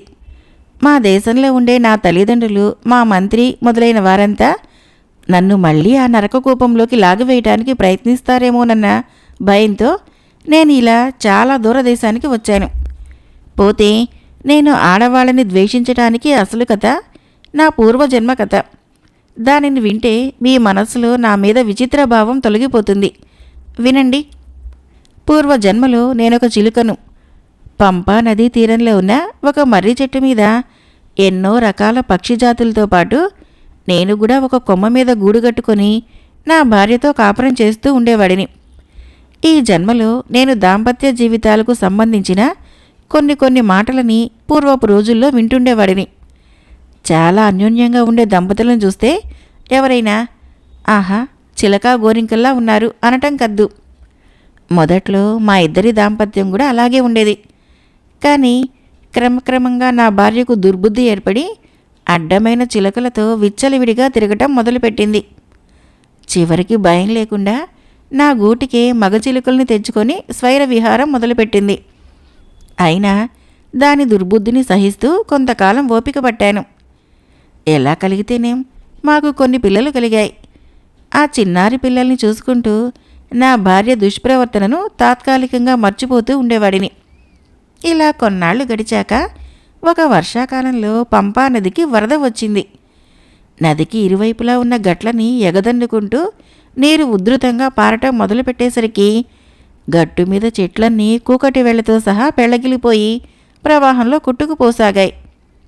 అంతకంతకు ప్రవాహం హెచ్చి మేము ఉన్న మర్రి చెట్టును కూడా కూకొటి వేళ్లతో కూలద్రోయటం ప్రారంభించింది. అప్పుడు ఆ మర్రి చెట్టు మీద ఉన్న పక్షులన్నీ పిల్లా పాపలతో అక్కడి నుంచి పారిపోసాగాయి. ఆ పరిస్థితుల్లో నాకు ఆరోగ్యం సరిగ్గా లేదు. శరీరము బాగా నీరసించి ఉంది. నేను నా భార్యను చూస్తూ, నువ్వు పిల్లల్ని తీసుకుని బయలుదేరు, నేను కూడా నీ వెంటనే వస్తాను, అందరితో పాటు ఎక్కడికైనా వెళదాము అన్నాను. ఆ మాటలకి నా భార్య విసుక్కుంటూ, ఈ జంజాటంతో ఎక్కడికో వెళ్ళటం కంటే ఇక్కడే పడి చావటం మేలు అంది నిర్లక్ష్యంగా. అది ప్రాణాపాయ సమయం కాబట్టి పిల్లల్ని ఎక్కడికైనా తీసుకువెళ్ళి కాపాడమని భార్యను బ్రతిమలాడాను. కానీ అది మొదటే చేసుకున్న ఏర్పాటు ప్రకారము అప్పుడే అక్కడికి వచ్చిన ఒక మగచిలుక వెంట వెళ్ళిపోయింది. శరీరంలోని నీరసాన్ని ఎదిర్చి శక్తినంతా కూడగట్టుకొని నేను చలికి గజగజలాడుతున్న నా పిల్లల్ని కాళ్ళతో కరుచుకొని ఆ జడివానలో పైకి ఎగిరాను. కళ్ళు మసకలు కమ్ముతూ ఉండగా ఎటు వెళుతున్నది తెలియక నేను ప్రవాహం వైపుగా ప్రయాణించటం కొనసాగించాను. ఆ పొరపాటు కొద్దిసేపట్లోనే అర్థమైంది నాకు. కళ్ళు తిరుగుతూ ఉండగా క్రిందకి చూసేసరికి భయంకరమైన మృత్యుముఖంలా ప్రవాహం కనిపించింది. అంతే, పసిపిల్లల్ని కాపాడుకోలేని అసమర్థుణ్ణి అయ్యానే అని వాపోతూ నేను మరికొన్ని క్షణాల్లోనే బిడ్డలతో క్రిందపడి ఆ ప్రవాహానికి ఆహుతి అయ్యాను. అయ్యల్లారా, ఇది నా పూర్వజన్మ వృత్తాంతం. ఆ సంగతులన్నీ నాకు ఈ జన్మలో స్పష్టంగా జ్ఞాపకం ఉన్నందున గతంలో స్త్రీ మూలంగా నేను పడ్డ బాధలన్నీ నన్ను మార్చివేశాయి. ఏ జాతిలోనైనా ఈ ఆడవాళ్ల బుద్ధి చపలమైనదని, ఆడవాళ్ల సాంగత్యంతో లేనిపోని చిక్కులను కొని తెచ్చుకోవటం వివేకం కాదు అని నిర్ణయించుకున్నాను. అందువల్లే వాళ్ళని చూడకూడదని నియమం పెట్టుకున్నాను. అప్పటి నుంచి విరక్తితో తపస్సు మీదకి మనసును లగ్నం చేశాను. ఆ విధంగా వనితాద్వేషి తన స్త్రీ ద్వేషానికి గల కారణాన్ని చెప్పగానే అక్కడి వారంతా అంతసేపటి నుంచి ఆ మాటలు వింటూ ఆశ్చర్యపోసాగారు. మహారాజు, మంత్రి మొదలైన వారంతా అతని ప్రసంగం పూర్తిగా విన్న తర్వాత ఇంత చిన్న వయసులో ఇంత కఠోర వ్రతాన్ని అతడు అవలంబించడానికి సరైన కారణం ఉందని భావించారు. అదే సమయంలో ప్రత్యేక గుడారం నుంచి భువనమోహిని నిప్పులు కక్కుతున్న చూపులతో యోగిని చూస్తూ తాను రాకుమారినన్న విషయము, మగవాళ్ళని చూడకూడదనుకున్న నియమాన్ని విస్మరించి అందరూ శిలాప్రతిమల్లా విస్తుపోతూ ఉండగా చెరచెరా అక్కడికి వచ్చి, ఏమిటి, నువ్వు నా బిడ్డలతో కలిసి ఆ ప్రవాహంలో పడిపోయావా? దిక్కు ముక్కు లేని పరిస్థితిలో చావు బతుకుల్లో ఉన్న నన్ను విడిచిపెట్టి వెళ్ళింది నువ్వు కాదు. అడ్డమైన తప్పుడు పనులన్నీ చేసి ప్రవాహం దాటికి మర్రి చెట్టు కూలుతూ ఉండగా ఓ గోరింకను తోడు చేసుకుని వెళ్ళిపోయింది నువ్వు కాదు. పోయిన జన్మలో నువ్వు చేసినవన్నీ కప్పిపుచ్చి వాటిని ఇలా నా మీదకు నెడుతున్నావా? చిచి, మనిషి జన్మ ఎత్తిన తర్వాత కూడా నువ్వు నీ పూర్వజన్మ బుద్ధిని పోనిచ్చుకోలేదు అంది తీవ్రంగా. హఠాత్తుగా గాలివాన వచ్చి వెలిసినట్లుగా కాగా అక్కడి వారందరికీ రాకుమారి ప్రవర్తన వింతగా కనిపించింది. మగవాళ్ళని చూడకూడదని పెట్టుకున్న ఆ నియమం ఏమైందో ఆమెకే తెలియని ఆవేశము అలా ఉప్పెనలా ఎందుకు ముంచుకు వచ్చిందో ఎవరికీ అర్థం కాలేదు. అయితే ఆ సమావేశంలో ఉన్న కొందరు బుద్ధిమంతులు మాత్రము తమ రాకుమారి కూడా పూర్వజన్మలో చిలుకగా జన్మించిందని, ఇప్పుడు వనితాద్వేషయోగి చెప్పిన వృత్తాంతంలో చిలుక ఆమెనని తెలుసుకోగలిగారు. మహారాజు, మంత్రి, రాజోద్యోగులు నిశ్చేష్టులై అలాగే యోగి వైపు, భువనమోహిని వైపు చూడసాగారు. అంతవరకు యోగికి ఇరువైపులా ఉన్న యువక సాధువులిద్దరూ ఒకరి ముఖం ఒకరు చూసుకుంటూ ఏదో సంజ్ఞ చేసుకున్నారు. భువనమోహిని అలా అనగానే యోగి కనుబొమ్మలు చిట్లిస్తూ ఆమెను ఎగాదిగా చూసి, ఓహో, నువ్వు ఈ జన్మలో కూడా నాకు మానవ స్త్రీవై ఇక్కడ దాపురించావన్నమాట. చీచి, నా ఎదుటికి వచ్చి నా నియమం పాడు చేశావు అన్నాడు. కాదు, నువ్వే వచ్చి నా నియమం పాడు చేశావు. మనం చిలక గోరింక దంపతులుగా ఉండగా చేసిన అక్రమాలన్నీ నీకు సంబంధించినవే. వీళ్ళందరి ఎదుట గొప్పలు చెప్పుకుంటున్నావు. అసలు మీ మగవాళ్ళ బుద్ధులే ఇంత అంది భువనమోహిని. కాదు, ఆడవాళ్ల బుద్ధులే అంత. అందుకే పెద్దలు స్త్రీ బుద్ధి ప్రళయాంతకః అన్నారు అన్నాడు ఆ యోగి. కాదు, నువ్వే మోసగాడివి. కాదు, నువ్వే మోసగత్తివి. ఆ విధంగా వాళ్ళిద్దరూ పోట్లాడుకుంటూ ఉండగా మహారాజు ఆజ్ఞ ప్రకారము మహామంత్రి లేచి యోగిని చూస్తూ, స్వామి, మీరు గొప్పవారు. మా బోటి తామసులకు ఉన్నట్లు కోపతాపాలు తమకు ఉండవు. దయచేసి శాంతించండి అన్నాడు. యోగి విసుక్కుంటూ, ఇంకెక్కడి శాంతి? నా శాంతము, నా తపస్సు, నా వ్రతము, నా నియమము అన్నీ గంగలో కలిసిపోయాయి. ఈ దుష్టురాలు నా ఎదుటికి రావడంతో మీరంతా నా పట్ల క్షమించరాని అపరాధం చేశారు. ఇప్పుడు మా ఇద్దరి మధ్య నడిచిన సంభాషణ మా ఇద్దరి పూర్వజన్మకు సంబంధించిందై ఉంటుందని మీకందరికీ ఈ పాటికే అర్థమై ఉంటుంది అన్నాడు. కాదు, నువ్వే దుష్టుడివి, దుర్మార్గుడివి, మోసగాడివి. ఈ జన్మలో కూడా మళ్ళీ ఎందరినో మోసం చేయటానికే ఇలా దొంగ వేషం వేసుకొని ఊళ్ళన్నీ తిరుగుతున్నావు అంది భువనమోహిని. మంత్రి మెదటిలో అంతా గజిబిజి అయింది. మహారాజు కూడా అయోమయంగా వాళ్ళ మాటలు వింటున్నాడు. అయితే తన పుత్రిక సామాన్య స్త్రీలా అంతమందిలో అలా మాట్లాడటము ఆయనకు ఒకవైపు బాధగానే ఉంది. కానీ ఆ పరిస్థితుల్లో ఏం చేయటానికి పాలుపోక అలాగే మౌనం వహించాడు. అప్పుడు యోగి శిష్యులలో ఒక శిష్యుడు మంత్రి దగ్గరికి వచ్చి మెల్లగా ఇలా అన్నాడు. మహామంత్రి, వీళ్ళిద్దరి పూర్వజన్మల విషయాలు వీళ్ళిద్దరికీ తప్ప మనకు తెలియవు. కాబట్టి ఎవరు మంచివారో ఎవరు చెడ్డవారో తెలుసుకోవాలనుకుంటే ఈ జన్మలో మళ్ళీ భార్యాభర్తలు కావాల్సిందే. అలా జరిగితే మీకు ఒక సమస్య తీరిపోతుంది కదా అన్నాడు. మంత్రికి ఆ సూచన అద్భుతంగా తోచింది. వెంటనే మహారాజుతో ఆ విషయం చెప్పి ఆయన అనుమతి తీసుకొని భువనమోహిని దగ్గరికి వచ్చాడు. అమ్మా, యువరాణి, మీ ఇద్దరి సంవాదం వింటుంటే మాకందరికీ ఆశ్చర్యంగానూ అయోమయంగానూ ఉంది. దీనికి నేనొక పరిష్కార మార్గం చెబుతాను. మీ ఇద్దరిలో ఎవరు నీతివంతులో అప్పుడు తేలుతుంది అన్నాడు. చెప్పండి, నేను సిద్ధమే అంది భువనమోహిని. నేను కూడా సిద్ధమే అన్నాడు యోగి. మంత్రి ఇలా చెప్పసాగాడు. మన పురాణాలు, ధర్మశాస్త్రాలు స్త్రీ పురుషుల జీవితాలకు పరమ పవిత్రమైన అనుబంధాన్ని వివాహం ద్వారా మాత్రమే నిర్ణయించారు. తరతరాల నుంచి యుగ యుగాలుగా ఈ పవిత్ర బంధముతోనే మానవ జీవితాలు ఉత్తమ గృహస్థాశ్రమాన్ని నెరవేరుస్తున్నాయి.